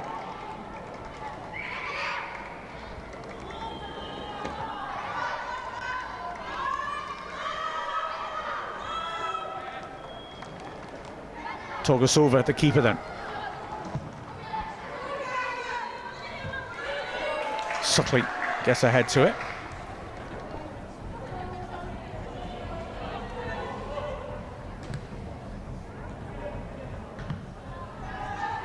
Now then, something for Barker to chase Takahira, has it under control. Cranky Tom on Blue Sky says this match is never going to end 1-0. Unfortunate, but they are good. Well, here they come again. That's a nice idea. Looks offside, yeah. It's just gone too soon. Yeah, Rathbone's warming blanket also philosophical, saying there's nothing to be mad about here. Good build-up and goal by Riga, that first one. So Craven looking for Suckley in the air. It's won well by Takahira.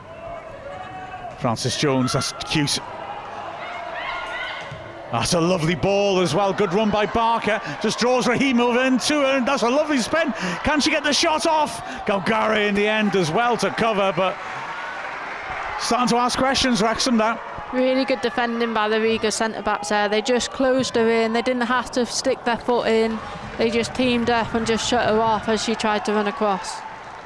But we're showing a bit more urgency now. We're starting to get at them a little bit. And of course, we're talking about how we would approach it, but you know, if they decide they're going to sit off a little bit, I don't think it's to their benefit should they do that. Certainly a comment on the way Wrexham have played. Riga's fullbacks, I beg your pardon, haven't got forwards nearly as much as they did in that first match. As Lily Jones, good foot in, unlucky, couldn't find Thomas.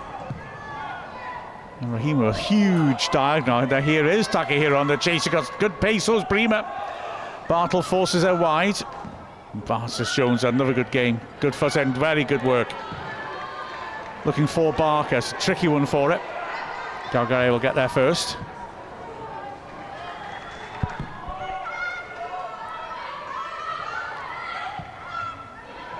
Noi to Takahira. Now the player on the far post isn't offside. Craven's combined with Salaway well to deal with that. Thomas touching it on. Galgari. The diagonal is on and she plays it looking for Mitani. Francis Jones deals with it. Suckley now. Barker was about to set off on another run down that right channel. I say about Takahiro not getting forwards as much. Naturally, if Barker's going to be drifted across and running down that channel, she can't afford to. They're not playing three at the back. That looked like a foul. I think we can take it as a bit of a compliment as well. If their fullbacks aren't attacking as much, and that were perhaps their game plan, it means they feel that our attacking threat is a proper threat that they need to be aware of. Oh, 100%. 100% Takahiro spent most of the time in the opposing half. Francis Jones overhits that. You know, she had the recovery pace to get back when needed, but she was just constantly at the fullback. And here she is now, deep in her own half. Galgari. Whatever happens in the remainder of this game, we have certainly shown that we belong in Champions League competition. We can see that Riga are a good team, and we have given them a rough ride, no matter what happens next. There'll be plenty on the bench to influence and change this game. Togasova just running the clock down. Bartle. Oi. To Mitani. Great tackle by the skipper. Suckley does well too. Oh, just unlucky, didn't stick. Cato.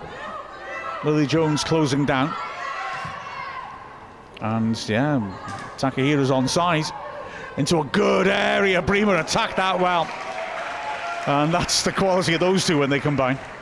Yeah, they're taking control of the game now, and they're in full control of the tempo, and they're starting to connect more passes and play a lot more quicker. And you've seen a lot more rotation with their players. I've seen them false fullback in before, so we're just struggling to cope with how the players rotate at the minute, and they're just looking a lot more threatening. And Bremer has sort of come to life a lot more in this half, but at the same time we're not probably as quite as physical with them. We're not getting quite as close to as we were in the first half. So here's Bartle. Some playing her out from the back. Reedford round the corner. Thomas makes it stick. That's a nice idea. Barker on the chase. Galgari did well to block her off. And Takehiro's pace again comes into play. Galgari is dealing with Barker so well. She knows Barker's probably faster, but she's using that strength. It's that strength in the physical duel. If you can get your body in and use your strength, you will overcome that faster player every time. We felt the ref had to give something up one way or the other then, but play continues. Barker, Suckley's available. Lily Jones looks for her early, doesn't get hold of it and is annoyed of herself. There have been a lot of passes that we're making at the minute are just longer passes. We're forcing forwards when we've shown before in the first half. If we play short connecting passes but play quickly to move the Riga players around the pitch, that's where we get our success. That's where I feel that we are the most dangerous. But this second half, we just seem to be, it's almost maybe since going down 2-1, we're a little bit desperation mode, and we're just trying to get that ball forward as quickly as possible, but that doesn't work for us. It doesn't suit us. And if we look to be a little bit more direct as well and surrender possession to them. Hang on, there's a good run here over the top. Harvey intercepted well. Cato really spotted a possibility there. But yeah, if we do that as well, we potentially give them a chance to pass through our press and get at us in better attacking positions. Francis Jones, under pressure, keeps her cool. Yeah, we don't want this game to get transitional because it's the second game in 3 days. It's a high-level game. This is a higher level game than probably any league game that we played last season, that we'll play this season. So if this game gets transitional, it's really hard to recover in the moment where we need to have composure on the ball. So get control of the game again, make them move, and we save a little bit of energy because we're in possession. Francis Jones draws the free kick. Sarcastic cheers from the Wrexham fans who think we're not getting many calls going our way. Francis Jones. Back to Harvey.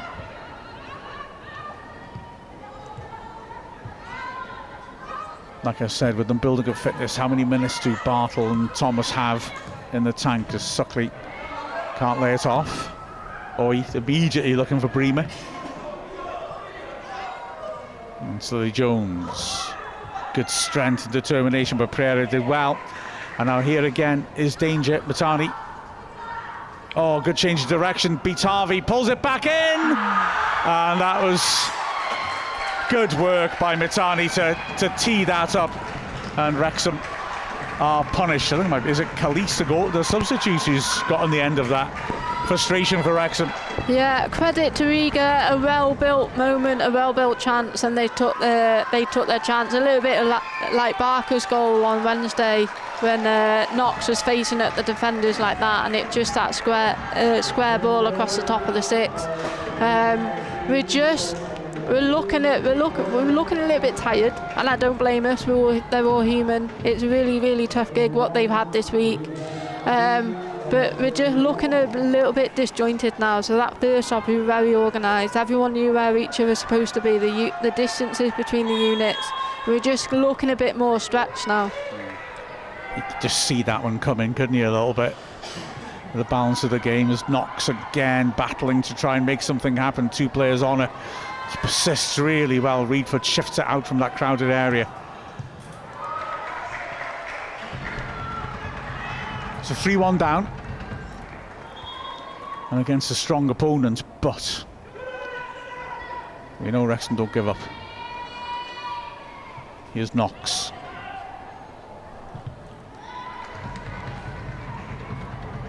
Salloway wins another throw.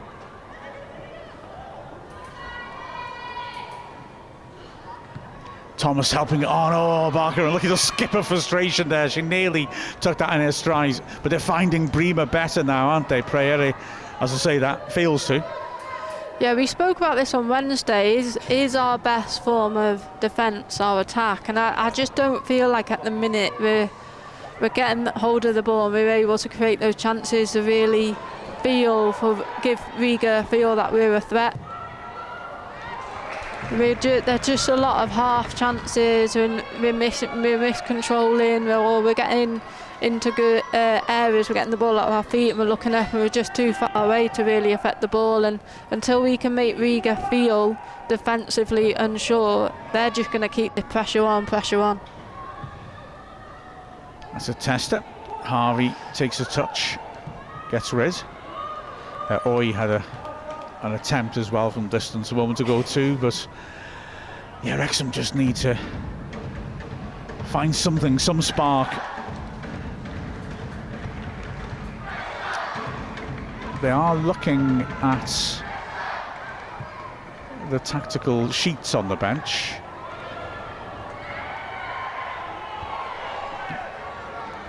And it's Phoebe Davis, is it? Yeah, it's stripped off. Oh, that's a nice switch. Suckley tracking back. Takahira does well to get there.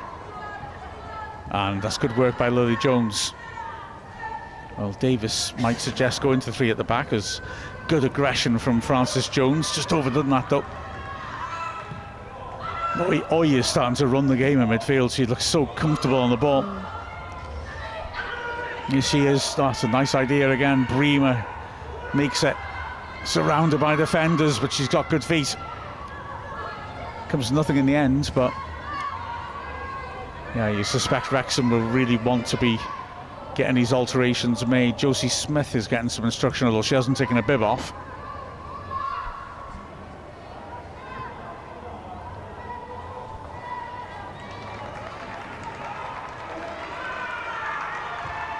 So again, Riga take their time over this.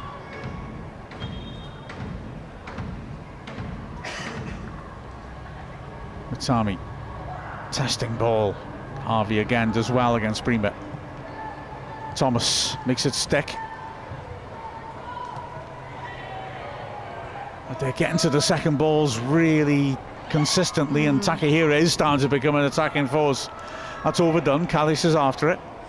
Yeah, so it's like I said before, we're looking a little bit fatigued. We're not first to the second balls, and I think if you're in a game, if you're winning all your second balls, you're mostly going to have largely going to have the success, and you're going to have the control and sort of the momentum in the game. We just haven't got that this half. Well, Davis and Smith will be coming on. They may well be coming on now, in fact. It's Jenny Sugarman's giving them some instruction. Imagine Wrexham with a throw in their own half, maybe with deciding not to change it when the ball's on near our goal. Thomas in the first hole. It's Knox in the second. Salary fighting for it. Barker can't quite get that ahead of Rahimova again, looking to step in to intercept Lily Jones. That's a good idea. Takahira, though, again is smooth on the ball, intercepts, and now she has movement down the line. Or he miscontrols for once. And the fourth official doesn't bring him on because she's now checking the player's studs. Bartle knocking it long, hoping that Barker can chase. Calgary will have to let it bounce, but he's always going to get there first. Mind you, I don't think the refs got liable to give him, but it was a daft thing to do, wasn't it? Almost drawing Barker in, letting her get close, and then leaning on her. No, I don't think the ref today is going to fall for that one. Well, Wrexham could have benefited from them playing out afterwards, but Thomas didn't get the ball right. No, she doesn't look right there, does she? Did she signal that she's hurt? Yeah, it looks like she might have just twinged something. Still moving, but the fourth official has got our bench programming the board for her here. It's a UEFA board, by the way, so don't... It's a free kick goes against Wrexham. There's a fury of Wrexham fans. You know, it's not her using our native technology or anything. And then, how is Thomas? She's not looking comfortable, but we're not going to wait.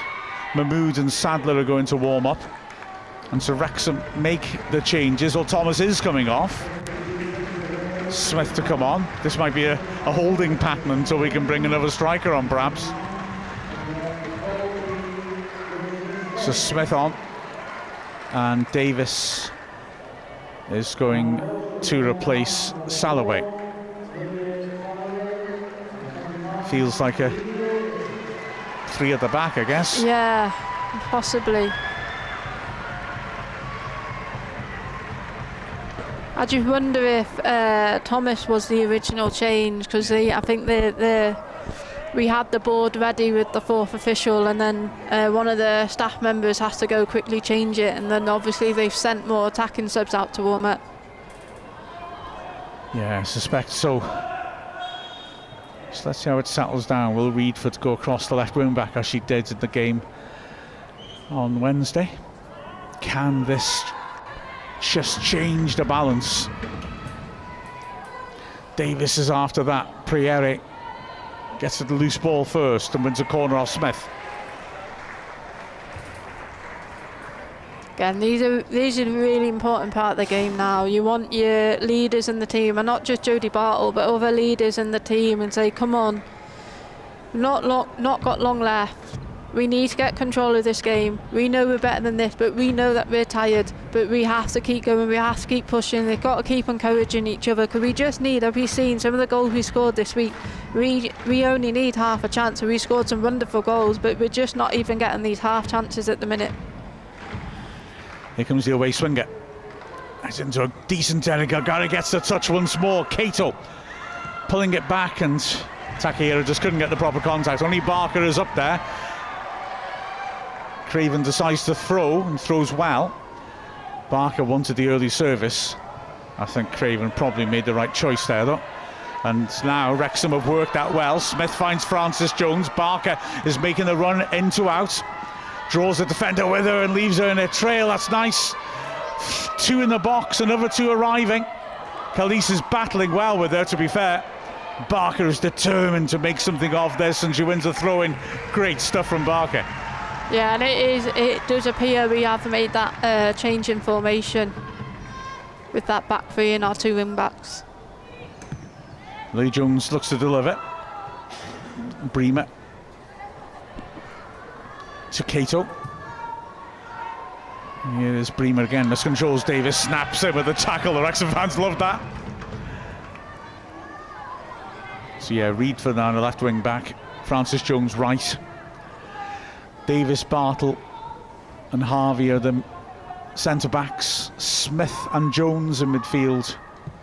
The front of the box midfield, Knox and Barker, and right to the middle now is Ava Suckling. As Sadler and Mahmood have come back to the bench. Let's see if they are preparing to come on. Mahmood doesn't look to be, no. Doesn't look like it. Maybe that's just get warm, you're in our thoughts sort of gesture. We might bring it on a later point. Rahimov along, Davis. Josie Smith is immediately, as she always does, bring a bit of calm on the ball, which is what we need. Here's Reedford. That's a nice idea, but overhit.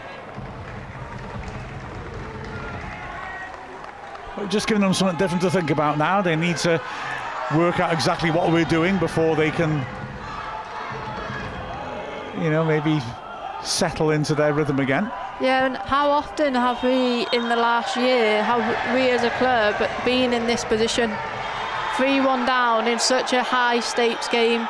So whatever happens, whatever the outcome of this game is, the game learnings and the experience these players are going to get a feeling in this moment.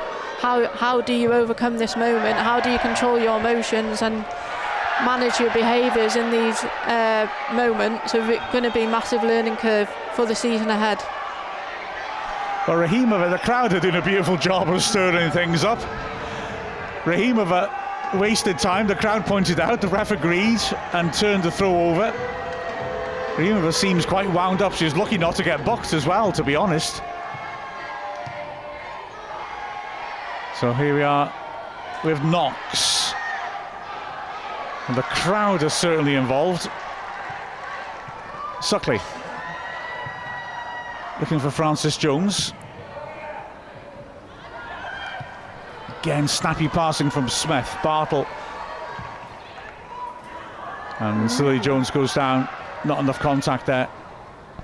Bartle asked for the penalty. Lily Jones didn't.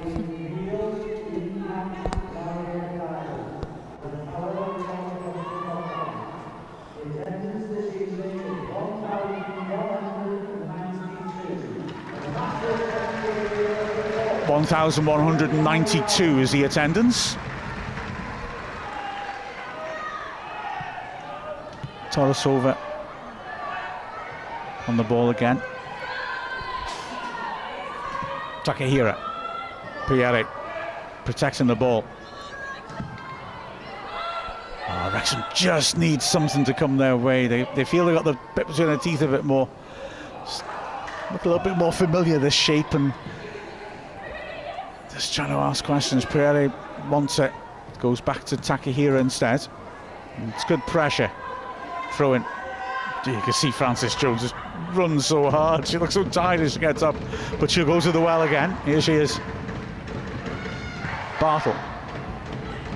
Lucky ricochet going Wrexham's way, and that's an ambitious ball by Davis. Unlucky. Knox had peeled away well. Now then, Bremer. Instant hit. Ooh, that's the threat she's got. Yeah, she's definitely looking more alive, more of a threat. She's got that confidence from that goal as well. But we can't, if we still we're still in this game, but we can't concede anymore. That will well and truly count us out. There's some very brave pigeons on the edge of Lizzie Craven's penalty area who've been there for quite a long time, just picking away at stuff. Knox again. She's really tried to pull us back in here. Smith under pressure, caught out. Only Bremer ahead of Priere. She's carried it well though, and wins the corner. Recovered well, Smith there. She's just a little bit slow receiving the ball with her back to the pitch, similar to the goal our second goal conceded on Wednesday, where she was caught out in a similar position. But recovered really well, used her body to stay with the ball and get the block on the cross. I always enjoy commentating on football, but what I really want to do is commentate on gardening. And the combination of Maria Francis-Jones and Mitani have just replaced the divots which fascinated the pigeons, and they're now walking around looking disappointed. Ball's that's into a good area. Well done, Bartle. Great win. Lucky for Wrexham, that ball didn't bounce at a kind height. Oh, but it's in. And Wrexham just didn't come out quickly enough. It's a scuffed finish, but it's right in the corner, and Craven's got no chance of getting across. And that's a real shame, is it? Just when we were threatening maybe to get back into the game. Yeah, massive shame. I think if you compare our defending set plays in the first half to the second half, in that second phase when we first cleared our lines, everyone's sprinting out. We're quicker than the opposition team to get on the ball, but now we look tired. We're not getting out together, we're not going together as a unit, and they were just calm. They wanted it more, and it was just a calm finish. Didn't have to put pace on it, just kept it out of the reach of Craven. Cato it was, with the right-footed finish. And that feels cruel. But in the second half, Riga have really shown what they're about. Francis-Jones now inside to Suckley. Bartle. Lily Jones will get there first. Priere now. Good work by Barker. Was she caught? Ref says not. Suckley hoping to get in the end of it. Bartle does find it. There's a bit of a coming together off the ball there between Suckley and Cato. Cato ended up on the floor. Suckley, that's good vision. A wild lunge in from behind on her. Didn't make contact, fortunately. This could cut up a bit nasty. Davis now. Smith.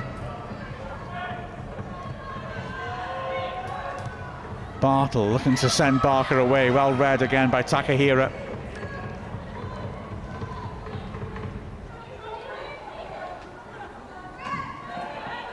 Takahira hassled by Barker, but she is composed on the ball.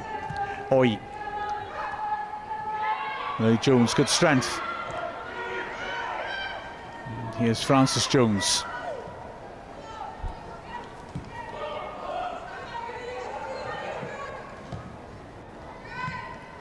Now then, Smith. Lily Jones. Knox wants it over the top. Not quite enough on that. Knox does really well to nick it back. Crowd, listen to those Wrexham fans, still going, still pushing. Reedford to Smith. Jones. Francis-Jones. Good run by Knox. Suckley has pinned the centre back and turns. Good work. Just couldn't quite make the ball stick. She felt she was being nudged. Nothing given. Good pressure this though. Lily Jones. Francis-Jones. That's a firm tackle by Mitani. Wrexham are preparing the paperwork, are we, for another change? Not just yet, but it's Sadler who's getting instruction. She's still in the training top at the moment. What was it? Oh, Cook as well, is it?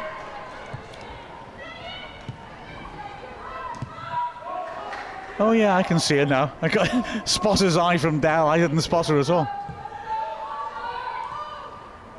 And then, oh, that's a lovely idea. but offside. That pigeon, really great decoy run by the pigeon. I think we got away with it there.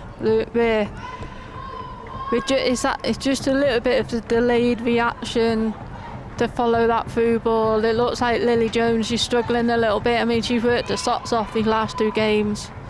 But yeah, in these moments, if you're feeling tired, this is where the communication is key. This is where we have to look after the ball. So when we have the ball, we've got a bit of a breather. But when we don't have the ball, that's where it's the hardest for us to work. Yeah, Lily's, when she's off the ball, she just looks a bit laboured. It's hard work for her, but she'll never shirk hard work.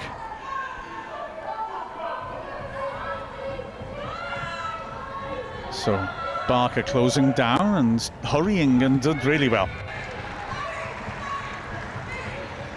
We've got what? Just over 6 minutes left of substitutions. Well, now the 4th official is... Looked like she's having a bit of a sort of low-level strop there with the board. I mean,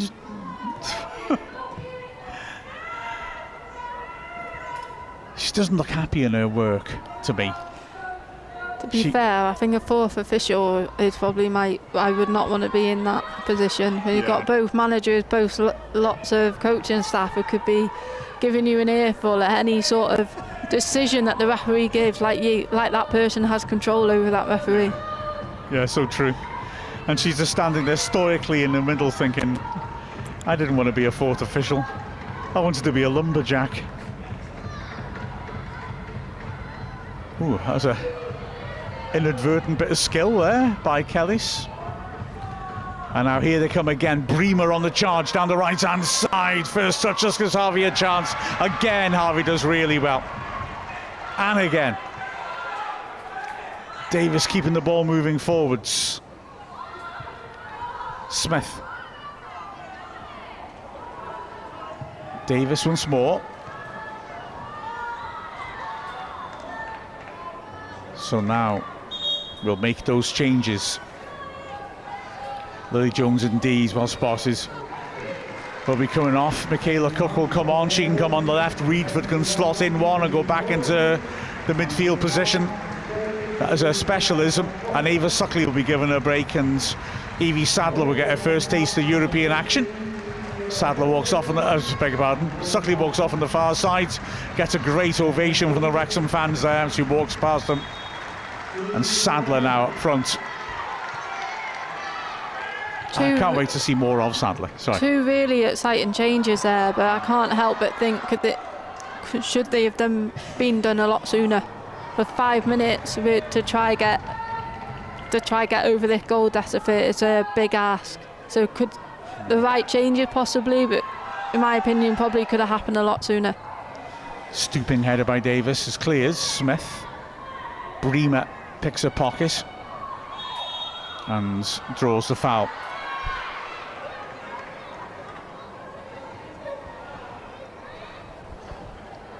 Well, typically, even though the odds are against us, Wrexham haven't given up at all and keep digging deep, even though you can see tiredness across the team. And regardless, our European invention has been great fun and has done good for Welsh football. As Bartle's on the stretch. Sadly, it looks like we're not going to Legoland, but hey. Mitani. He's made the angle for the shot, pulls it in. Good save, Craven. Pushed it around the post, got down well. Yeah, so they just look so dangerous in those wide areas, and it's quite hard to predict if they're going to put the cross in, or they're quite happy to just cut inside and create chances from there. And now we have to sit together in there, we have to pull it together, we have to just find that little bit of energy. We don't want to concede any more goals now. This scoreline doesn't reflect how this performance or how well these girls are played and the effort they put in this week, so let's just close up shop. Absolutely. Good header by Davis.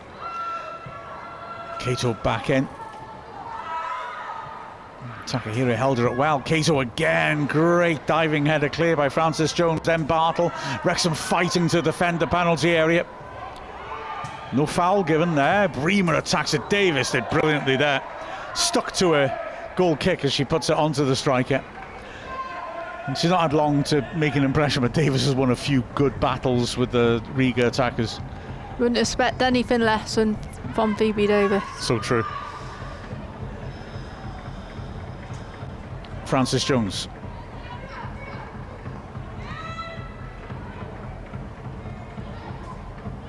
It's Craven. Ooh, it's a heavy touch. She still plays a good pass.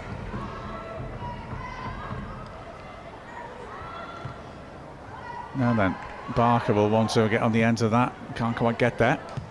Bartle back in. If that had cleared Oya, it would have been an interesting one. Harvey back to Craven once more.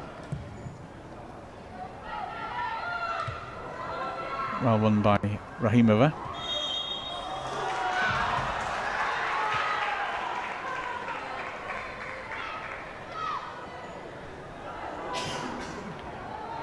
Well, you know when you've been in a game when you've been marked by Phoebe. She got stuck in there.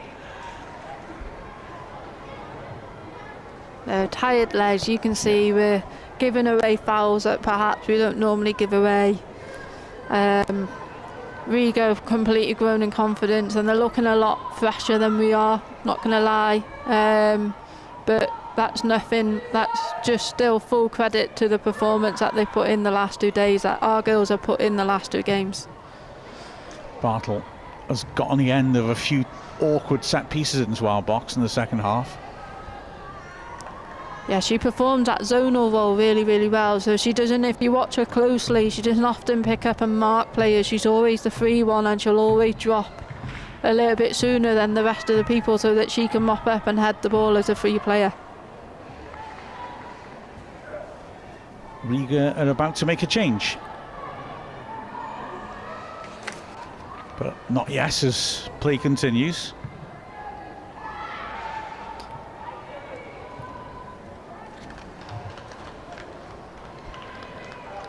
It's Marina Takutachiva who's going to come on. Referee says yards are being stolen.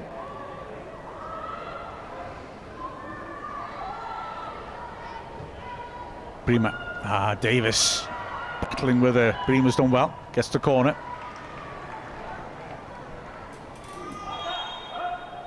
We're going to see the change first. And off comes Mitani. And we've gone into added time as well. Fourth official hasn't indicated. Fourth official suddenly looks down and realises, looks at the watch and realises, hang on, I better show the added time. A Riga official run off with the board. 3 added minutes. Riga have got another sub now to come on.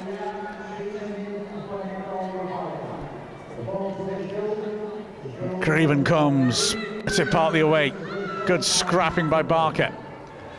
Bartle completes a clearance. Sadler up front. Oh, look at that for a touch. Hard tackle. Foul given. I mean, I'm glad we got that free kick, but I thought that was actually a great tackle from our angle, but we'll have it all day. 100%. Yeah, that was a cracking tackle, wasn't it? Sagina Senberger is going to come on. If she gets a chance, knocks one last run at the defenders. And now Bremer. Harvey really sprinting, great tackle. Bremer forced wide by her. Teaser from the substitute Takinova, and that's a brilliant save by Craven. Really good save. You see when the cross first went in initially, she was on her way to come and get it, but then she just probably tracked the height and the spin of the ball. It was coming away from goal and she readjusted and set herself for that takeoff, for that save, and just pulled it out with her fingertips. Great save. Nat Clark is ready to come on as well. Here is Josie Smith. Ambitious looking pass for Francis Jones. Takahiro is there, puts it out of play, and now the changes can be made, and Nat Clark will get a run out in Europe, which is nice to see. Priere has been impressive, brought into the team having done well off the bench on Wednesday. So Senberger comes on. And it's Faye Knox, who has worked her socks off, who will be replaced by Nat Clark. She looks tired, and she's earned that tiredness. She's really tried to take the game to Riga. I think it'd be a mixture of frustration as well, because she'll know she's not had the, those clear opportunity to just show what she can do. And a player of her creativity and attacking presence, if you're not getting that many dribbles at players, you're not having shots, you're not being able to create chances, you never feel good coming off the pitch. Quite. Here's Cook. And that's a Wrexham throw. Davis will take. Can Wrexham get one back? Cook is available. Davis feeds it down the line. Wrexham win another throw in, but it will not be taken because the European adventure is over for another season at least. The final score: Wrexham 1, Riga 4. And fair play, Riga in the second half did well, but listen to those Wrexham fans. They're proud of what their team has done. We've come up against a very, very strong Riga team. We knew that from the semi-finals, and yet at half-time we were winning. But listen to that Wrexham roar. That is absolutely fantastic, and those players will be so disappointed to lose like this, but they should be proud, and they should bear in mind how proud those supporters are. We took the lead with a terrific finish by Lily Jones in the 9th minute, flicking the ball home from the edge of the area while play stopped as Wrexham shouted for a penalty. And we got to half-time, digging in and having some threat when we came forwards. But the second half, to be fair, Riga raised their game. Oi was excellent in midfield, and she equalised in the 50th minute. Soon afterwards, the threatening Bremer put them ahead, 56th minute, and it was really tough from then on. Kalisa, substitute, scored in the 65th, and in 10 minutes left, the impressive Cato squeezed the finish in the bottom left corner. It was cruel on Wrexham. Could have been crueler. Lizzie Craven made a fabulous save in added time. But ultimately, Dal, I mean, this is an effort and a week to be very, very proud of. As the Wrexham fans sing Jenny Sugarman's Red White Army, they've got every reason to be proud. Yeah, and one thing you'll always get from this team, no matter what game they're playing, no matter what the result is, the heart and desire that they feel when they put on that shirt, and then they play through that heart and desire, and you can see it on the pitch. The players on this pitch who played big minutes across both games have put everything into it, and it showed in the second half. We looked tired, we looked fatigued, and Riga were able to just take their level, raise their level up again, and perhaps using their own experience of their previous Champions League pathways as well in the previous years. So brilliant effort by our girls, and like everyone who's watching, everyone who's sort of in the stadium watching as well, there's not a single person here won't be proud of their efforts. And for me, this just shows the quality of European football. This is just a qualifying round, and we now know what our level is. So next year, when we do go win the league again, because we will, and we do qualify for Champions League, we now know what the potential level is, and we know what the next step is to level up again. Listen to that noise, just listen to it, it's fantastic. The noise the Wrexham fans are making, you'd think we've won, because they really have relished Wrexham's European adventure, and the players standing in front of them. Well, I mean, hell's bells, what a club to be at. But yeah, that support is just unbelievable. The noise they are making, and they are proud. This team has done Wrexham proud. This great European tradition that Wrexham has been firmly continued by Jenny Sugarman's team, rather. And yeah, like you said, we can take this, build on it, go again. We've seen that quality, and we've seen that we can aspire to, because whereas I'm sure we're both in total agreement, Riga looked like a very good football team, they didn't blow us out of the water by any stretch. We were winning for what, 41 minutes. Yeah, but like we had to make them work for it. We went in 1-0 up at half time. I said it in the half time talk as well. We knew they were going to come out guns blazing. we knew they weren't just going to settle for the 1-0, and I think the general feel of everyone watching would have been this is not going to stay at 1-0. And unfortunately it just didn't go our way, but you can see there's a lot of emotional faces down there. You can see how much this means to them, but today's game would have given so much learning and so much development, especially to the younger players who've got a massive ceiling to continue to grow on the pitch. They'll learn so much more from this game than a heavy win in our league. These are the games that develop players. These are the games that motivate you to go down to South Wales midweek, because I bet that'll happen again this year. And to just play in the mud and play in the rain, because you want to get to these games. If you're a player, you want to play these games because it's a challenge for you, and it's an honour to play in the Champions League. So everyone, there will be emotions running high. There will be disappointment, because it shows just how much they care. But I think once the emotion come out of it in a few days' time, I think they'll realise what they've done this week has been brilliant. They've made history.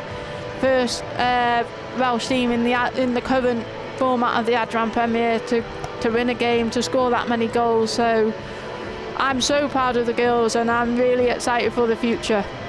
Oh, 100%. I mean, the fact is, as we said in commentary, we might bring more players in between now and the start of the season, but we will be more embedded by then. I mean, Bartle's been carrying an injury in these games. Thomas clearly needs more minutes in her legs, having arrived here not that long ago.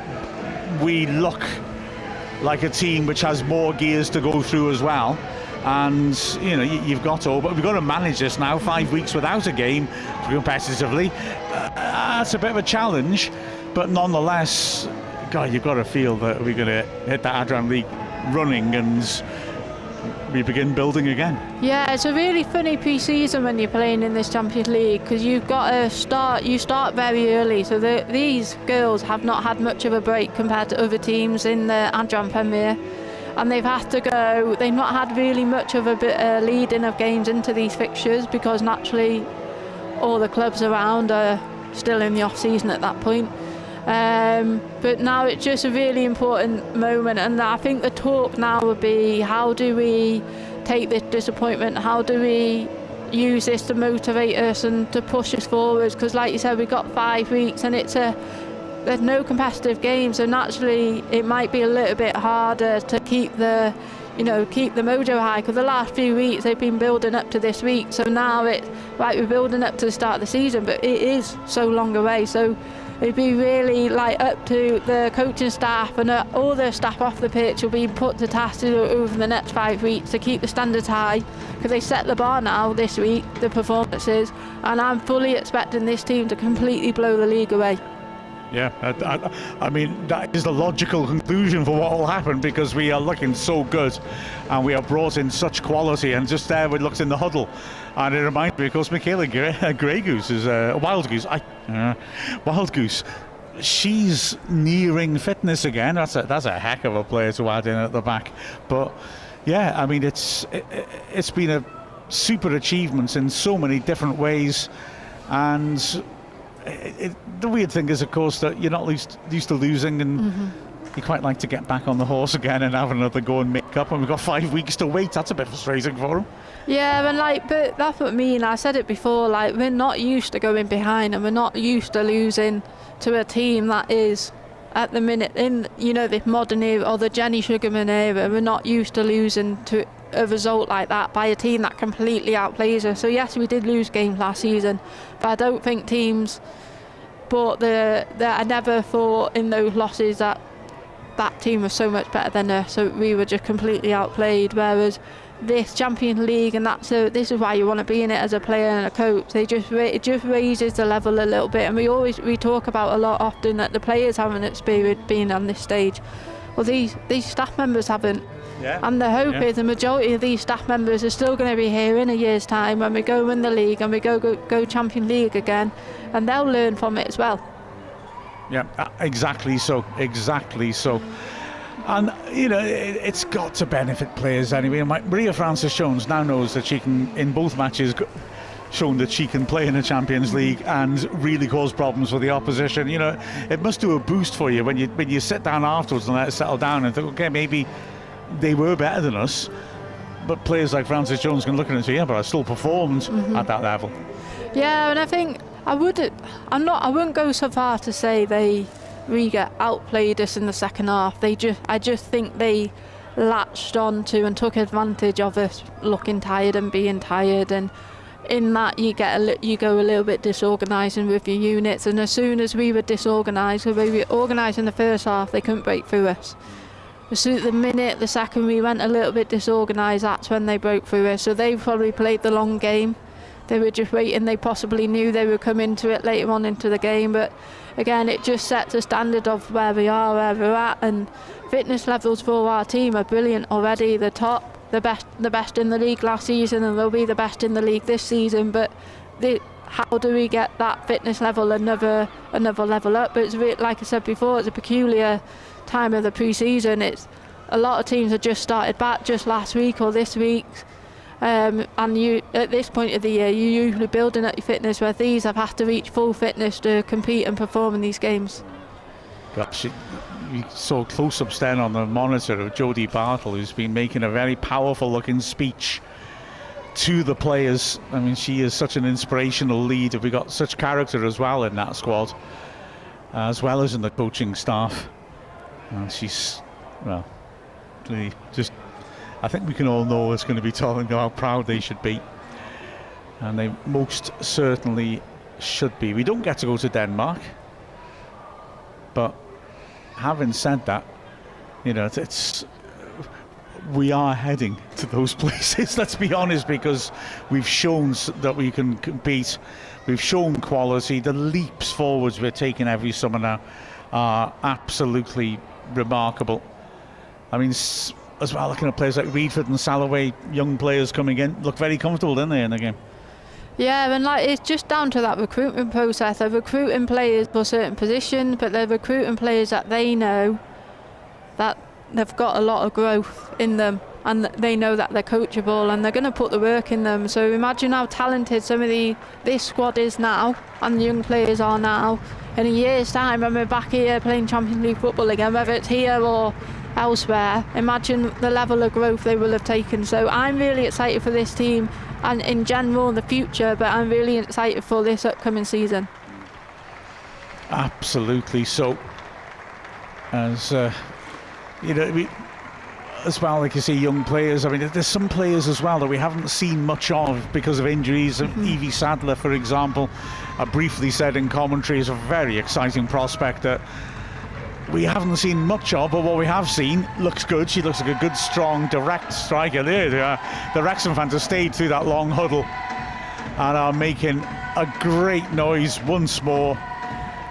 It's fantastic to see, you know, but players like Sadler as well. Anna Jones has broken into the first team squad, and yeah, there's just a lot going on there in that squad, and the likes of Faye Knox as well can only get better. So there's so much diversity and depth as well. That left side issue has been addressed, obviously, with Reedford and Salloway coming in. Like I said, could be more, you never know.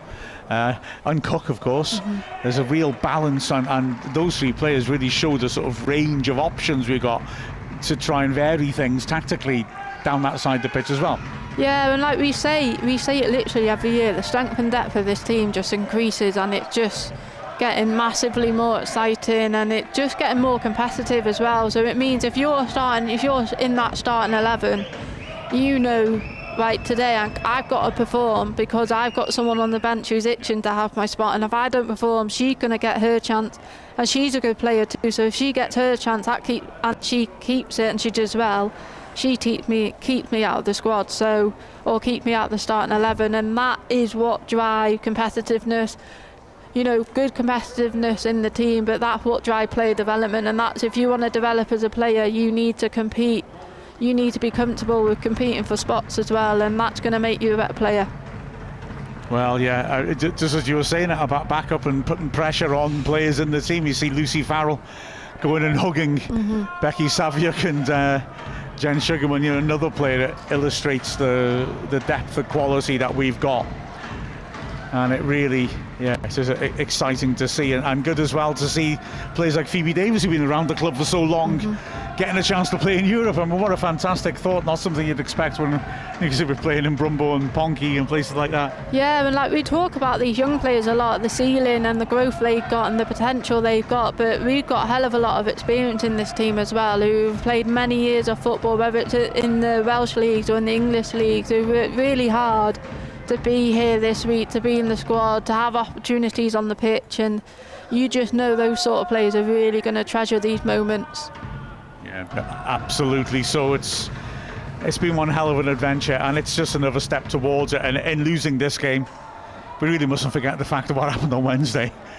And we should maybe as well, and I'm not trying to be funny saying this, bear in mind 2 years ago, Cardiff lost 12-0 at this stage. And, you know, but I think we need to bear in mind that that's the level the Welsh League is coming from. And it's us who are doing the job of dragging it up. And that is a really important thing to do, and so important to help Welsh women's football as well to develop and come forwards. And, well, that's what we've done. So Chip Bates' question about the coefficient, I don't think we'll have made much of a difference now, but is it 4 years they're held over? So, you know, I think it's just baby steps, isn't it? Yeah. Like the growth this Wrexham team have had in the last year with Jenny coming in place. But I would say since we've been promoted, every year we slowly got better. We slowly made those little gains, because it doesn't all happen all at once. You have to put all these little building bricks together in order to build the wall, and then eventually to build the house. It just takes time, but you've got to give time and trust to the staff involved and the players involved, and a lot of hard work goes into it. So but also you just about like Wrexham are raising the standards of women's football in North Wales, but they're also raising the standards of football in the Adran Premier. Yeah. And everyone now, you can see some of the recruitment that the likes of Cardiff and TNS have done. Swansea haven't announced much yet, but they will, they're bound to. The recruitment that these teams are making, they're going hardcore because they're trying to compete with us. So that again is going to raise the standard of the league, make better players throughout the season, and then everyone's at a different level again in a year's time when we go Champions League again. Because their recruitment is impressive, and also ironically we bring players in a small league rather than the sort of big league that you've got the men's team in. We bring quality in, we let quality players go, and then that spreads to other teams in the league. We see with Iddenden and Snape going to TNS, for example. See with some of the good under-19s going to a place like Connors Quay as well.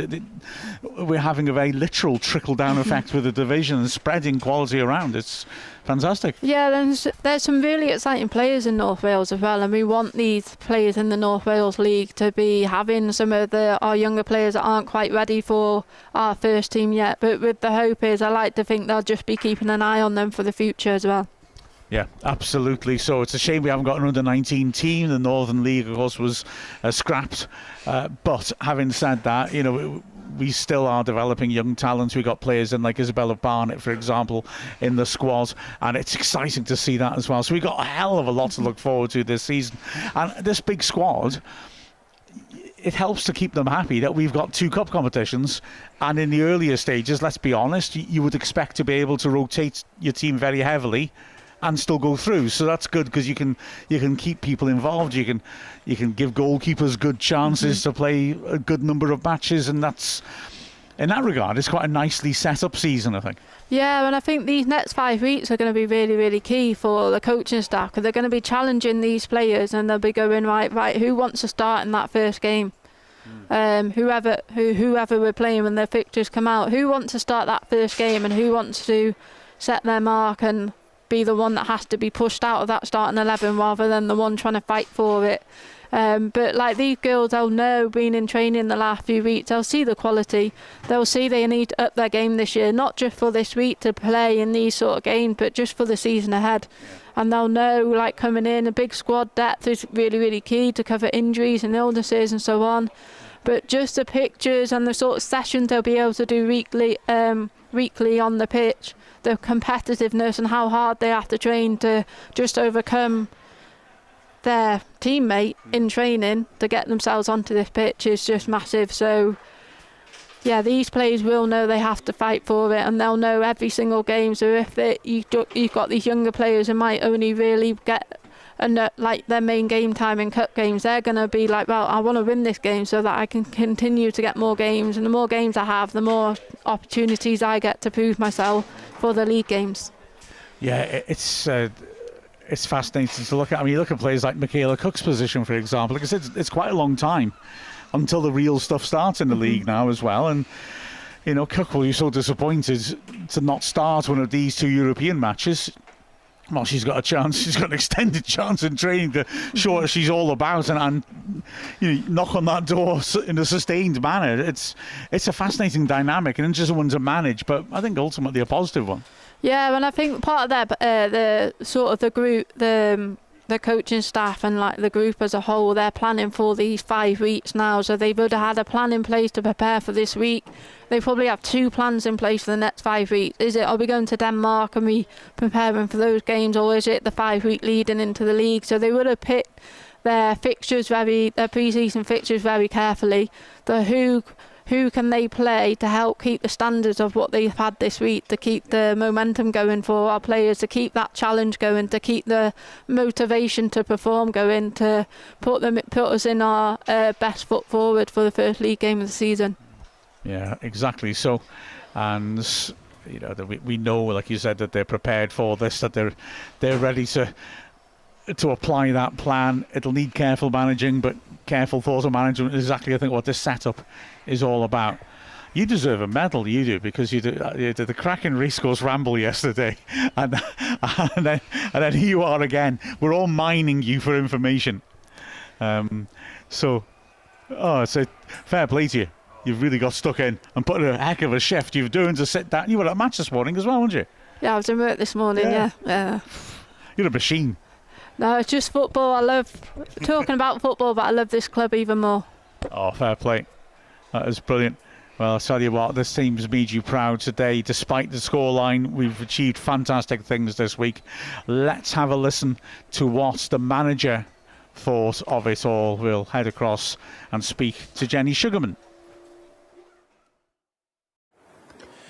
Jenny, the end of what's been an incredible journey here tonight with defeat against Riga. Just firstly, what are your thoughts on the game? I know it's still all very raw.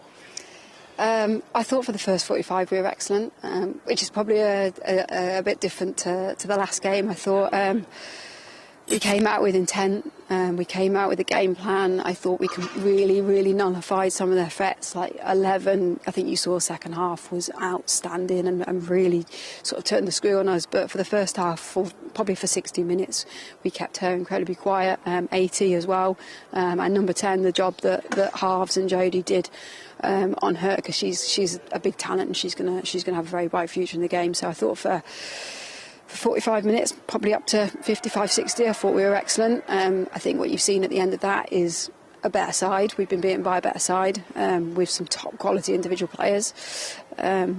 Obviously massively disappointed.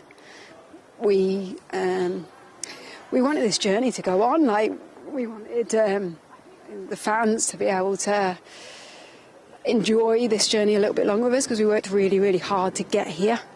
But we can be incredibly proud, I think, of the work that we've done in firstly getting here this year, being here, because that was never quite the plan in the first season. So to be here, we can be incredibly proud of that, and we can be incredibly proud, I think, of the work that we've put out over the last few weeks and across those 2 games. And you mentioned being proud. No matter what, there are achievements that this team have done that can't ever be taken away. Yeah. The first Welsh side to score in this competition since 2021, the first Welsh side to win in this competition since 2019, and those are going to set you in good stead, obviously, for the league season that is to come. But for now, there is so much, as you say, pride and moments that you can take away that no one will be able to take away from this team. Yeah, and we spoke a lot about the sort of legacy that we want to leave and how we want to help influence and improve. And I think we've improved our coefficient, significantly. What was it, 4 places or something, which is great. And as far as experience goes for the group of people that are here, because like we spoke about before, there's only 2 people in our group that have ever experienced Champions League football before. So for so many people, this is an experience that we'll be able to build on and use moving forward in the league this season, but in future years as well. And I think one of the really important things is when you have people like Lily Jones and Ava Suckley and Phoebe Davis that have been here.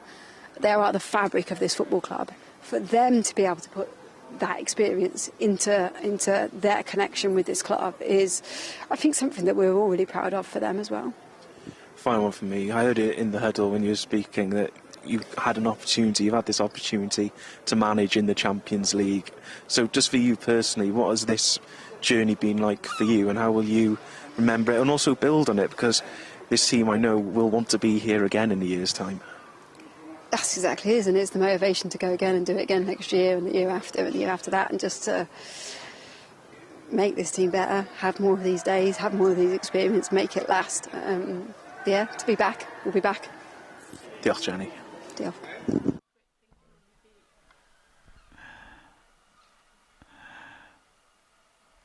Well, what can I say? Absolutely proud of this team. They have done so very, very well. They've shown heart, they've shown quality, they've shown spirit. We aren't going to Legoland, but hey, come on, you can't have everything. We have set this season off by making history, and we should be very, very, very proud of that.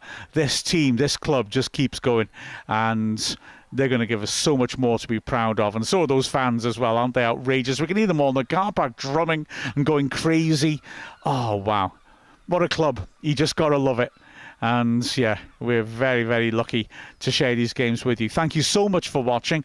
Thank you so much for your interaction on Ask Wrexham. Thank you so much to Del, the absolutely indestructible, irresistible force of football that she is. I learn stuff from it all the time. I love it. And thank you so much to the Badgers, who as always have done so well and worked so hard in these matches. They are a class bunch to work with. It's been a joy to bring you this match. Sadly, the European adventure is over for this year. But don't worry, a funny feeling there could be another one coming around the corner quite soon. With a final score of Wrexham 1, Riga 4, we've been Mark Griffiths and Del Morgan from Wrexham AFC.